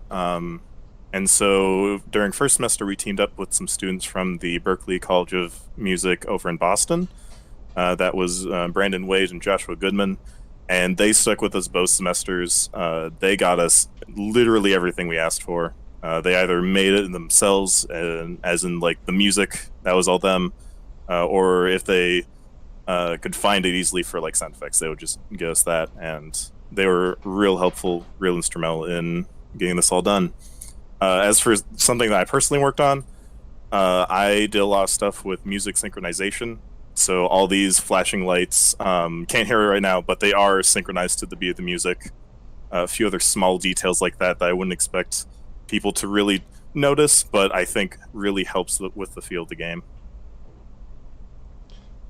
I haven't been asking this, but what did you build this game in? This is Unreal 4. Yep. Cool. Personal. I'm always interested in that, and I don't know why I didn't include it as like. I feel like those are like technical details that just like come out in conversation, but I haven't been asking, and I probably should have. Yeah. Usually in classes, we'll usually default to Unity just because it's really easy to quickly make stuff in. But we want to learn how to use Unreal just because it has some really easy lighting tools and would just be a unique experience. We also learned how to use blueprints for the first time, really.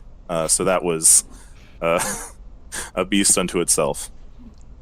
Yeah, lighting was a very important to us, and that's why we had ultimately decided to go with Unreal. We knew that we were going to have flashing lights, and we knew that and neon lights, and we knew out of the box, Unreal can make lighting look really good. So just knowing like there were certain thematic elements that were pretty fundamental to the game, we just decided Unreal was the best way to go.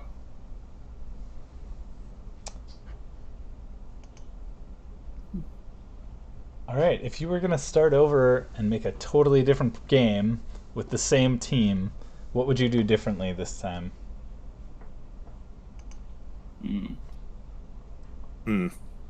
I mean, I think we all worked really well together.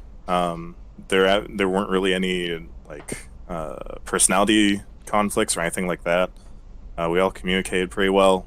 I think honestly, if we just had more time to work on stuff, we could make something really, really good. I absolutely love to work with everyone on this team again. I think the only small thing I could think of would also be file management. But I think that's how a lot of teams tend to be by the end. Yeah, it's kind of a quick scramble at the end there sometimes, but I think for me it wouldn't even necessarily be a different game. I would love to just keep working on this one. We had a lot of really cool levels planned that just were not feasible in the time that we had together, and I'm really proud of every single one of the members of the team, and I would love to keep making this game, honestly. Tell me a little bit more about the gameplay. What is so there's a bunch of different attacks, right? Is it a different button for each attack, or are you switching attacks with a button? How's it working? We kind of went with a basic mix of 3D action games, a little bit of Dark Souls, a little bit of DMC is what we were going for. So you have a light attack and a heavy attack, as well as 4 of your buttons are for spells. That's the Water Ball, the Earth Dominoes, the Body Bolt, and the Fire Fists. We were originally planning in first semester that we were going to have up to 8 or more spells, and you would press a button and then it would come up with a UI prompt that would then show you how the spells were being changed. We ultimately scrapped it for the sake of scope, but yeah, I think I'm pretty happy with how it's come out. It feels surprisingly good to play. So this is the final the boss battle that we're seeing now? Yes, this is the RaveLord DJ Graves in his underground lair. Spoilers! Oh, don't watch, guys. It's spoilers. That's right. Well, I think I've asked all my questions, so if you want to see the rest of this game, you gotta download it and check it out yourself. Yeah, you guys gotta go play it. We'll spam the Twitch chat with the link. Awesome. Thanks so Absolutely. much for talking to us. Thanks for having us. Yeah, thank you so much. Awesome. Next up, we have Nakiri's Tale. So if you guys could get into the green room, I will play the trailer, assuming there is one. Let's see, I'm going to stop this one. Here we go. Official trailer.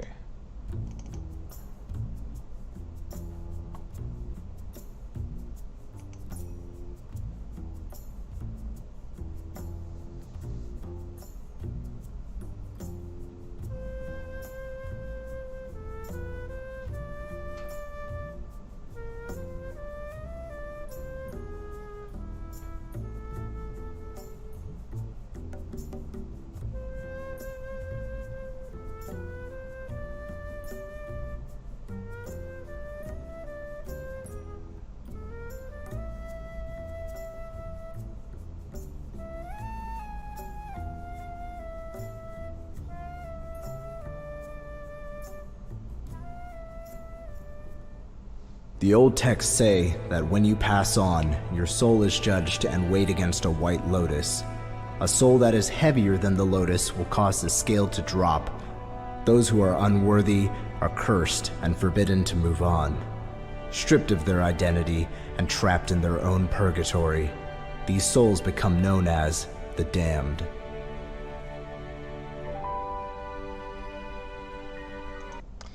All right, I didn't realize I was not watching the trailer anymore, but that kind of is a nice little segue. So, who do we have in the chat? I'm Nick Mills. I am one of the programmers for Nakiri's Tale.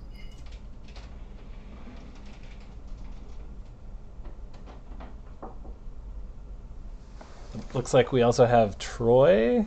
Yep, okay. Hi, I'm Troy Nagel. I am also a programmer for Nakiri's Tale, and I also did some level design throughout the project. Awesome. All right. And I'm Stone Allen. I'm one of the artists on the team. I was like the lead environmental artist. Cool. I gotta apologize. I just realized that when I'm full screening the video, I'm actually changing the aspect ratio, and then the Yeah, whole, there's some like black bars there. Yeah, it's kind of sad. The Twitch stream in general is just not set up optimally today, and I apologize. So everyone should go watch the trailer so you can actually read the text that was cut off. I apologize. So tell me about what kind of game this is and what drew you to make it.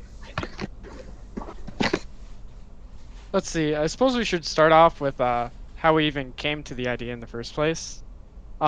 So I think our group was pretty unique in that we actually didn't decide on one particular pitch during the process of eliminating them. It was between two different pitches after we kind of shortened it down. There was one that was called the God's Favor, which was more of like a cat roaming around in an Egyptian town, helping townspeople, doing like little chores around the town and helping them out. And the other was a more action-oriented game called The Beast Within that had a focus on shape-shifting into different animals to defeat your enemies. So we came together, and it was kind of like we were kind of 50-50 on the ideas, and we decided to kind of combine them. So Nakiri's Tale ends up having sort of a switchable character aspect in the possession between humans and the cat, as well as like the cat movement that was in the God's Favor. But to sum up the game, really, pretty much you're playing as a guardian kitty in the town of Nakiri who are being plagued by the damned, which are like shadowy figures who have basically been denied going into the afterlife. So they're in search of innocent souls to kind of act as their ticket into the afterlife.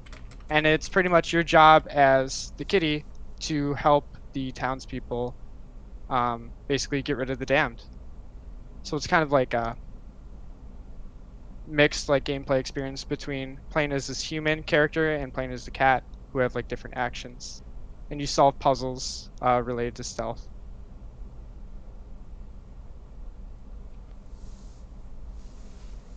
Very cool. Did anyone else have anything they wanted to say about like why they chose this game, or? I think Troy covered it pretty much. Yeah, we got a lot of ideas from both of them, with God's Favor with the whole cat aspect, the Egyptian theme, and the whole puzzle element. And then Beast Within was a huge inspiration for the possessing and like shape-shifting with the whole particles and everything. And it also introduced a way to play as two individual characters who have their own unique abilities to help come to a common goal.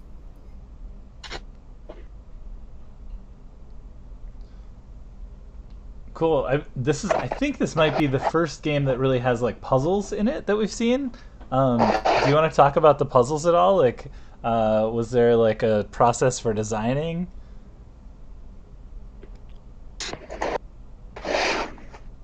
Okay, I guess I can share about that a little bit. So, with the puzzles, we wanted to stress kind of switching between the cat and the human, as that's kind of like the main gameplay element, is being able to keep track of and control these two different characters. So we basically defined a set of puzzle elements that can be interacted with by each character. So for example, the cat can jump up onto high ledges and walk around on them out of sight of the damned. And the cat can also like knock vases onto damned heads to basically block their vision. So then you can go back down and advance with the human. But the human character can also push boxes, pull levers, use keys, pretty much anything you would need thumbs or, a reasonable amount of strength to do. So we kind of formulated our puzzles around the restrictions on each character, while also encouraging a constant switching between the characters. Because early on in playtesting, we noticed that the kitty was like overly stressed to be used, and people kind of just forgot about the humans. So it was interesting seeing that and kind of rolling it back and pretty much adding more human interaction throughout the game. Yeah, I'll chime in here. We originally wanted to have like I think like more than 10 different puzzle elements, but by the time we got done with our first semester, we kind of realized that it's kind of beyond the scope of what we could probably come up with and make possible for our game. Makes sense. Scope has been a recurring theme this evening. As it should be. I mean, it's a recurring theme in game development, I think. What aspects of this game are you most proud of?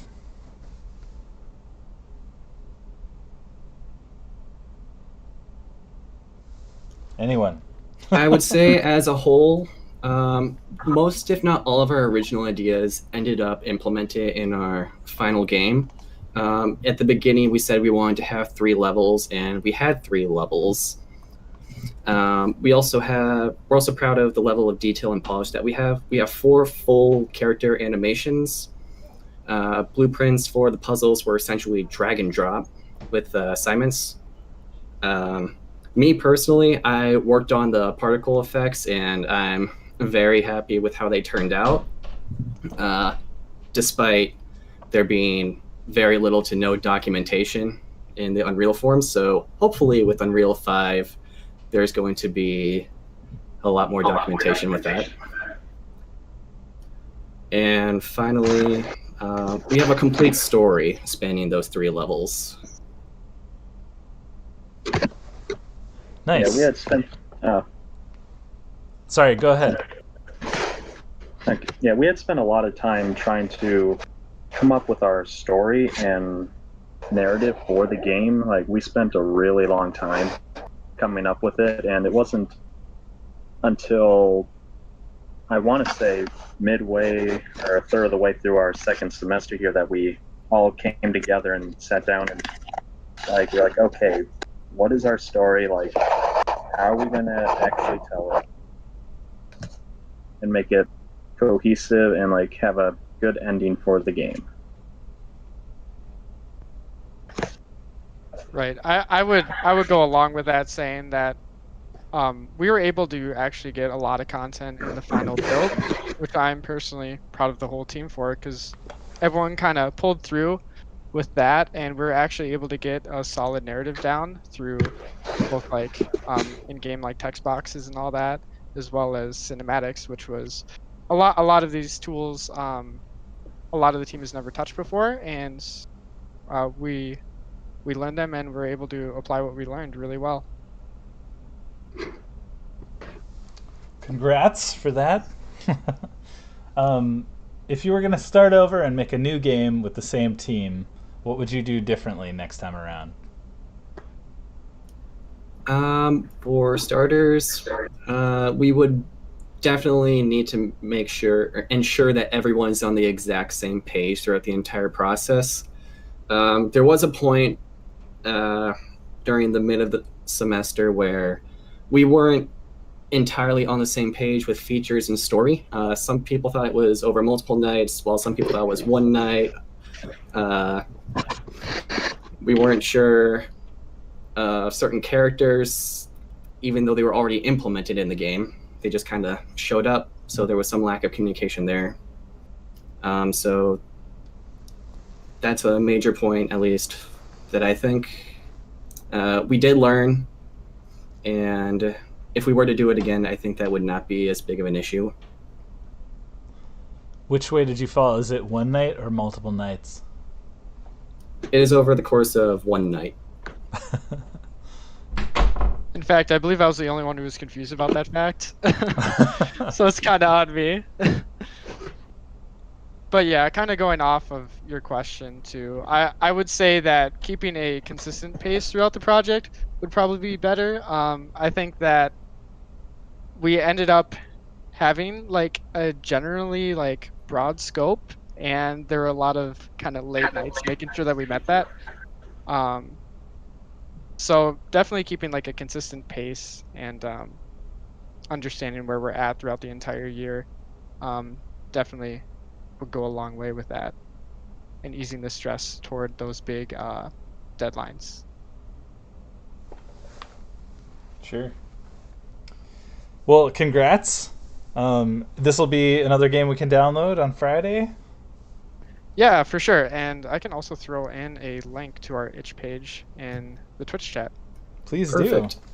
Yeah, it looks super fun. I'm a big fan of games where you get to be a cat, so I'll be checking it out for sure. Thank you. Awesome. Thanks for showing up. Yeah, thanks for having us. Okay. Next up, we have the game Pestilence. So if you guys could show up in the We're here. All right, sweet. I'm gonna play. Do you have a trailer? I'm gonna play your trailer. Yeah, you can let. There's 2 videos. You can let them both play. We didn't have a long form video at the beginning of this, but we have one now, so you can let both small videos play.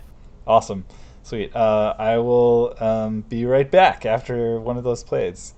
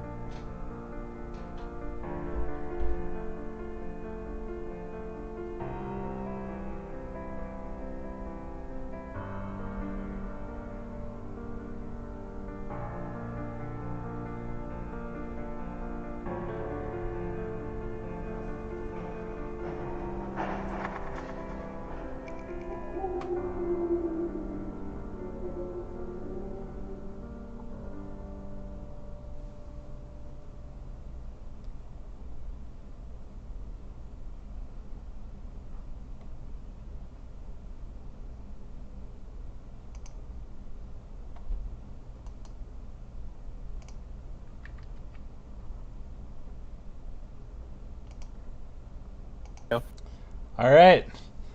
Who do I have? Let this one... Hey, you can let this video play. It is playing, but Okay. I did mute it. Sure, I suppose talk. that's fine too. This was a short one with like a short overview commentary, but how long are we talking? it is a minute and a half. It is shorter than the trailer. We didn't realize that this would be the background for everything tonight. Got it. Here are a few gameplay elements we'd like to share with you. I'm gonna play it. Our Thanks. tutorial features all of the necessary gameplay components, including blinking and entering the mindscape.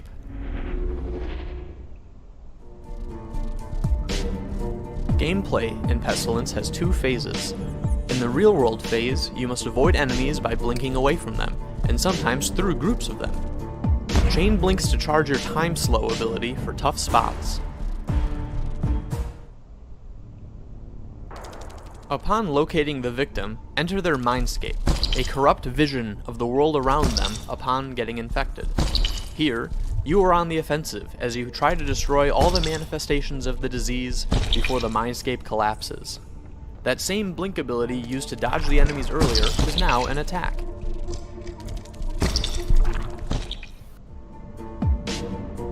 The second level features moving floors, escalators, and pesky rats. Be careful not to let them see you. Be sure to visit the model viewing room to look at the fantastic creatures and characters made by our fabulous artists. We here at Third Eye hope you have a wonderful time with Pestilence, and thanks for playing. Hello, my name... Very nice. Okay, Thanks for letting that play. Yeah, who's in the chat? Who are you? My name's Joseph. I was actually the voiceover in that. And then my name is Megan. I'm here as well. Very cool. Oh, it looks like there is another video as well. Yes, we squeezed that in. This Okay. one in the loop. Nice. All right. So, tell me a little bit about what drew you to this game idea and why it was chosen and that process. Yeah, absolutely. I remember early in the process for this game, we faced a very thick portion of deliberation, longer than most teams. And it took us a really long time to settle on this idea. But as a team, I think we all agreed that little bit of lost development time was good for being able to agree on one big idea. I think Megan has more to say about that. Yeah, so I know earlier in the stream the big mega crit was discussed, and our process started for the mega crit started with two very strong concepts right off the bat. Our team had split up into two smaller teams to work on what was initially called Lucid and Cryptid Cams. And very early on, everybody had the concept that they were really interested in working on, and it kind of turned into sort of a month-long deliberation on deciding which concept we ultimately wanted to go with, and then it turned into what skin we wanted to give the concept we finally settled on. So once we had settled on Lucid, giving it the skin was really the biggest challenge that our deliberation faced, but it ultimately turned into Pestilence.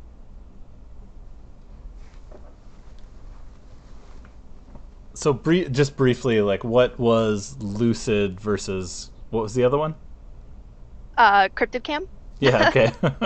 Sure. So Lucid was kind of similar to Pestilence. It was a duality-themed game where you played as your subconscious self fighting your nightmares within your dreams. So you would play within the dream world and the nightmare world inside your own mind. And then Cryptid Cam was going to be a co-op style game where one person plays as a camera person and another person plays as one of three cryptids. We had what was it, like Mothman and oh my gosh, I can't even remember some of those cryptids anymore. The Fresno Nightcrawler. Thank you. Yes, that was the one I was picturing in my mind. But yeah, so you would play as someone who is actively trying to capture footage of these cryptids and someone who is playing as the cryptids themselves, trying to tease the camera person. So yeah. Interesting. Okay. I'm sorry, did you have anything you wanted to say about that, Joseph? No, Megan killed it. Okay, cool. What are you most proud of having worked on this game? Yeah, so knowing that question was coming, we bounced it around as a team. So I had the honor of being the producer on this team, and what a fabulous team it has been working on this game. And I would say, as a group, I think we are most proud of collectively just the amount of polish we were able to squeeze in. And that's something that can get kind of missed when there's a lot of crunch time, but I think we chose a good scope where we weren't reaching too far, and that way we were allowed to polish what we had. Mm-hmm. And kind of bouncing off of that, that month-long deliberation that we had at the beginning of the school year was what really helped us achieve the level of polish that we have. I think we can all agree that had we not deliberated as long as we did, we wouldn't have had as clear of a vision for this game, and as much of a clear direction as we had. So I think just the fact that we deliberated and discussed as much as we did, and had such a polished game in the end, is something we can all be incredibly proud of. Yeah, and if I could throw one more thought on there. So Megan mentioned that really the core thread that followed us through all that deliberation was the idea of duality. Mm-hmm. And I think it's important to keep in mind that, should this SGX have been in person, people can't sit down to the computer for too long. We grow up playing games for hours and hours and hours, but then our Capstone game is going to be a 15-minute playthrough max, probably. So we were wondering, how can we fit as much content into a single experience without having to spend too much time making content? And I think the duality of playing the level once in the real world and then the same level again in the Mindscape, but the gameplay style switches, I think that element of duality in the design of the game really allowed us to get the most bang for our buck. Mm-hmm. Got it. So I didn't quite catch that the first time around. So you're basically playing the same level twice.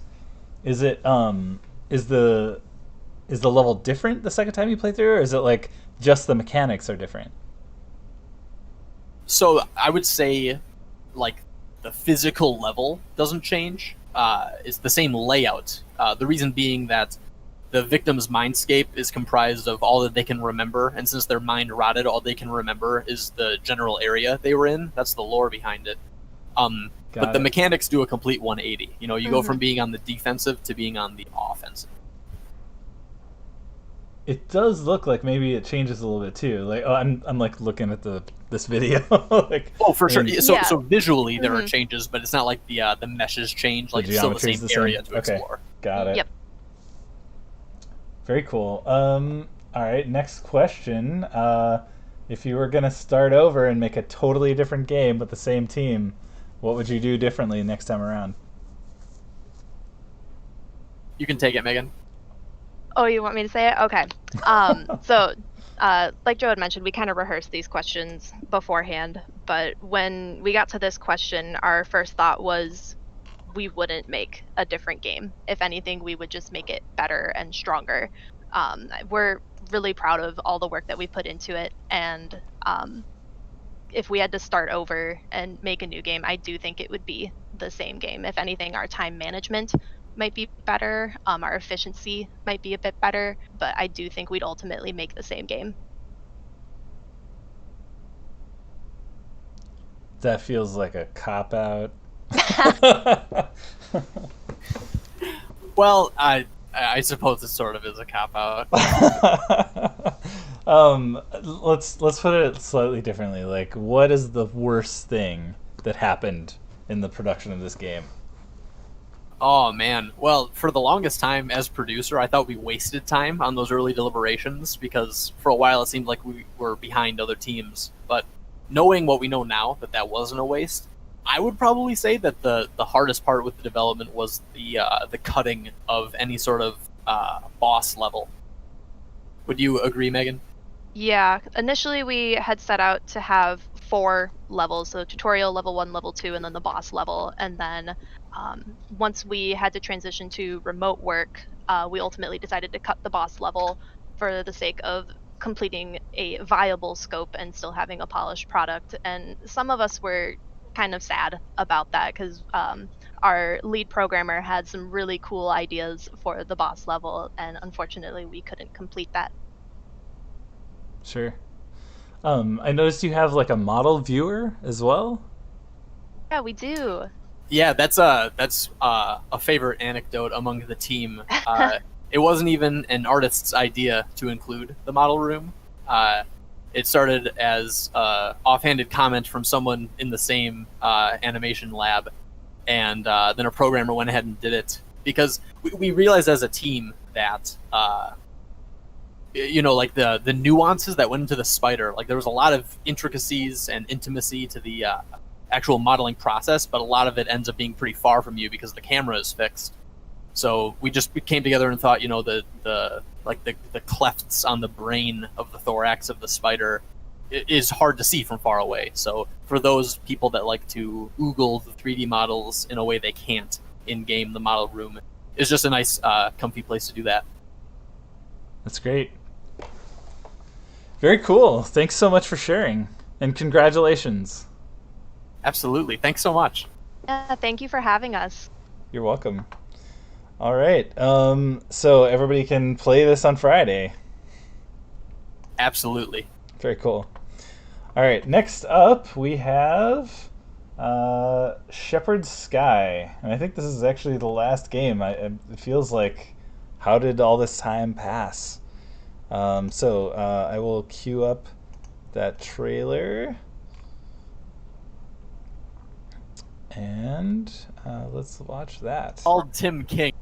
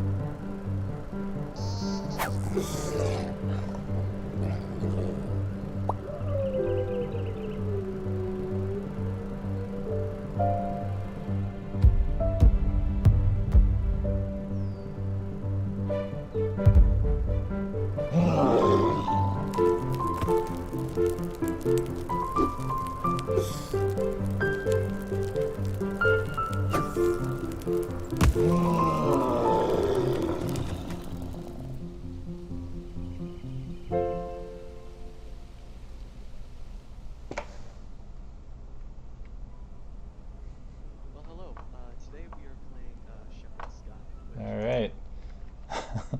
The wolf clops. All right, who do we have in chat? Hello, I'm Connor Davis. I'm the lead programmer for Shepherd's Sky.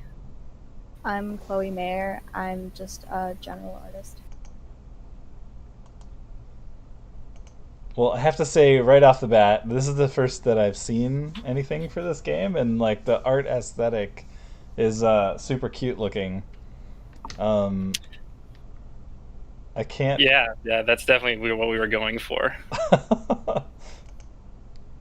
Do you want to talk about the concept of the game? Tell me what you're doing in this game and how you came to that. Yeah, so in Shepherd's Sky, you play as a shepherd whose sheep got stolen by the wolf claps, as you can see from the opening cinematic there. So you have to navigate this canyon filled with wolves to try to save your sheep by flying around on a balloon, navigating with a leaf blower, and then catching your sheep with a fishing pole. So that's the basic gist, is just flying around this amazing environment and finding your sheep and saving them from the wolves. And yeah, like most games, or like every other game, this was chosen, every other team, this was chosen. It was one of the two games that we pitched. And I think we ended up settling on this one because it was so cute. It was such a cute idea. And we really wanted something more casual and whimsical. And this is a very casual, relaxing experience. And it's definitely whimsical.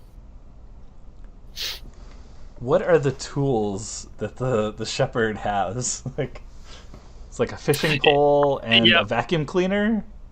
Yeah, so he has a fishing pole and a leaf blower. A leaf blower, okay. Yes. Yep. A little inspiration from Up when Russell flies around with a leaf blower. Yeah, that's great.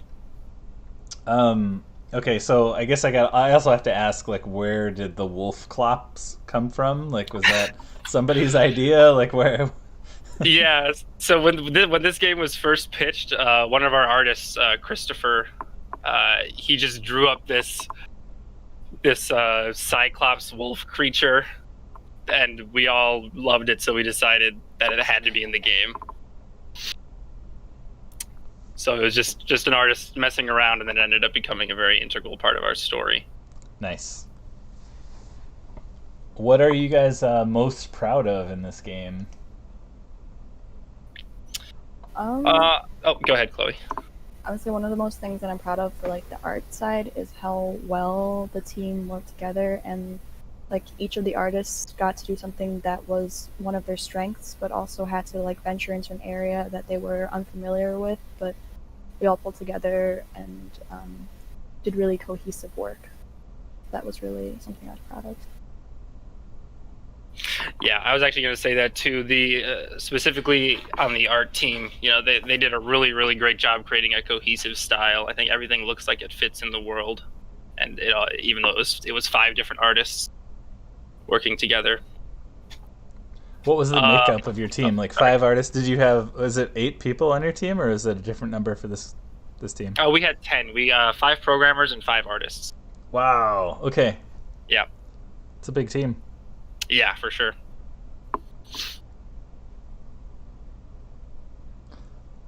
I'm sorry. I think we're also. I do want to give a shout out to our sound team as well. We also had a sound team from Berkeley, and I think they really helped in also creating music that really fits in with our world as well. That was Ethan, Ryan, and Richard. I think they're watching, so you guys rock. Congrats. All right, so if you were going to make a totally different project with totally different game with the same team, what would you do differently next time? We actually have a running joke for this one. So the game beat out by this one was called Cataclysm, and it was kind of a gliding around sand fighting zombie cactuses game. And I think one of the reasons why we chose this is it was more like you could see the start to finish without having to put much thought into it. But the other game is something that's come up a lot, and it's actually a game that we're all kind of interested in making. Zombie cacti. Yep. Yeah. Actually, Connor was like the biggest advocate for that one. Yeah, when it came down to the vote of which one to do, it was 1 versus 9. So, but I'm still happy with the game that we made. I think we did a nice job. I think if we were to make another game, I think one thing we could do better is a bit more like organization in terms of like managing our goals. I think a lot of times during development, it was kind of hard to figure out what was being worked on and what was done. So it got a bit confusing, and there was some miscommunication there. But other than that, I'm pretty happy with. I think we're all pretty happy with how the development of the game went. Nice. I mean, it just looks fun flying through this world, so I'm impressed with that right there. Yeah. Also, this is in Unity, by the way. Yeah, I should have been better about asking people what engine did you use? Like, how did you make this game? Yeah, I know. One of our biggest goals was to, even because we were using Unity, and one of the things that always comes up is like, it's not going to look as good as if it was in Unreal. So I think one of the goals as our team was to kind of make a game that still looks amazing, even if it's in a game engine that's not as well known for looking amazing. I think, that's just saying that you did a better job, right? Yeah, thank you. I mean, I'm not saying, compared to the other teams or anything like that. I'm just saying, like, if you start with something that looks worse and then you end up with something that looks good, like you did more work, right? Like versus, it feels like Unreal gives you a lot for free. Yeah. And so then if your game looks... Okay, I'm digging a hole. Can you tell that I do most of my development in Unity? I can't, but very good. I agree. Unity is better. All right. Well, thanks so much for sharing your game, and this is another one I want to download and play with. I'm looking forward to checking out. It's the link is live right now to download. Actually, you can check out our website at ba2games.com or ba2.games, and then you can download it from there. And you can see the videos on our YouTube channel at Shepherd Sky. ba2.games? Yeah, so our studio name is BA Squared, because Ba. That's an impressive URL. Oh, yeah. I think it's cheaper if you have like a weird, like not .com or .org or something. I can't get to it. VA? Like V as in Victor? B-A. B as in boy. B-A. Yeah, like Ba, like a sheep. That makes more sense, actually. Yes. Baba Games. Awesome. Well, congratulations, and thanks so much for showing your game to us. Yeah, thank you for having us. Thank you. Awesome. All right, I think that was it. So I don't know if there are any. This is like a surprise because I did not tell them to do this, but I don't know if there are any Stout teachers that are in Discord. I know Michael was in there for a little bit, but if you want to say anything about the expo or about like how challenging it's been, what with the quarantine and like remote learning and stuff like that, I'm giving you an opportunity to do that. I don't know, it might be too late, and I don't even know if you have the ability to get into the green room, so maybe it's not possible. I think we have like Prof B in there. I don't know who that is. All right. Well, maybe that was too on the spur of the moment. But I will say for myself. Oh, you know what? Let's do this. Here I am again. I am super impressed with all these teams. These are amazing games, and everyone should be super proud of what you've made. Let's go back to my slides.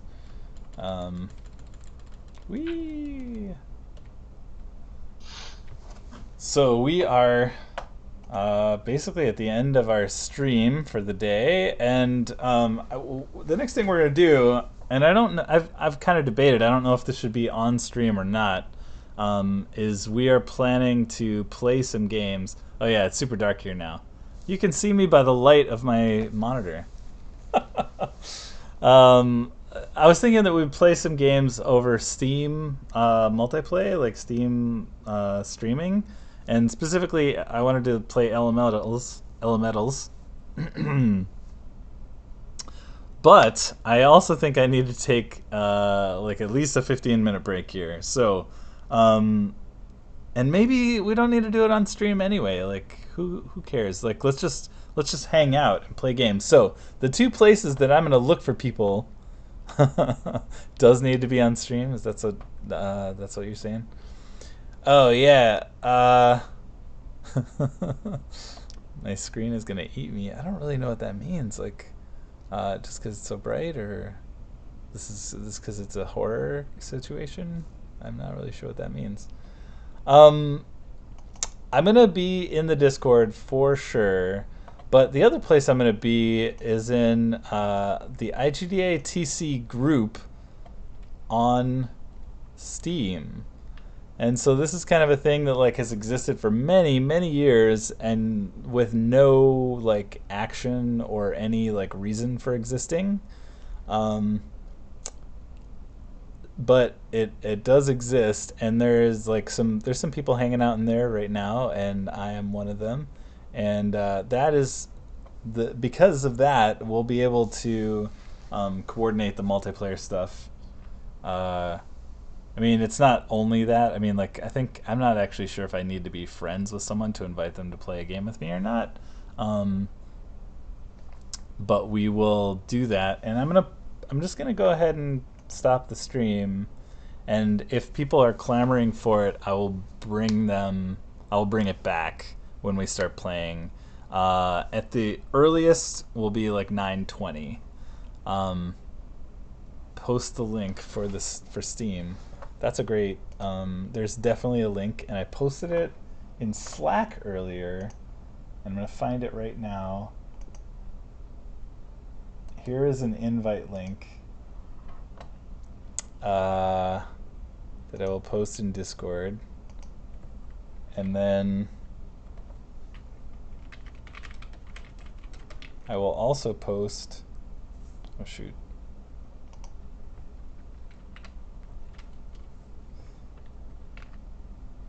In Twitch. Oh, somebody did it for me. Awesome. But this is here's the chat. All right, cool. I will be back in like 15 minutes and we'll coordinate some gameplay. So, thanks everyone for watching.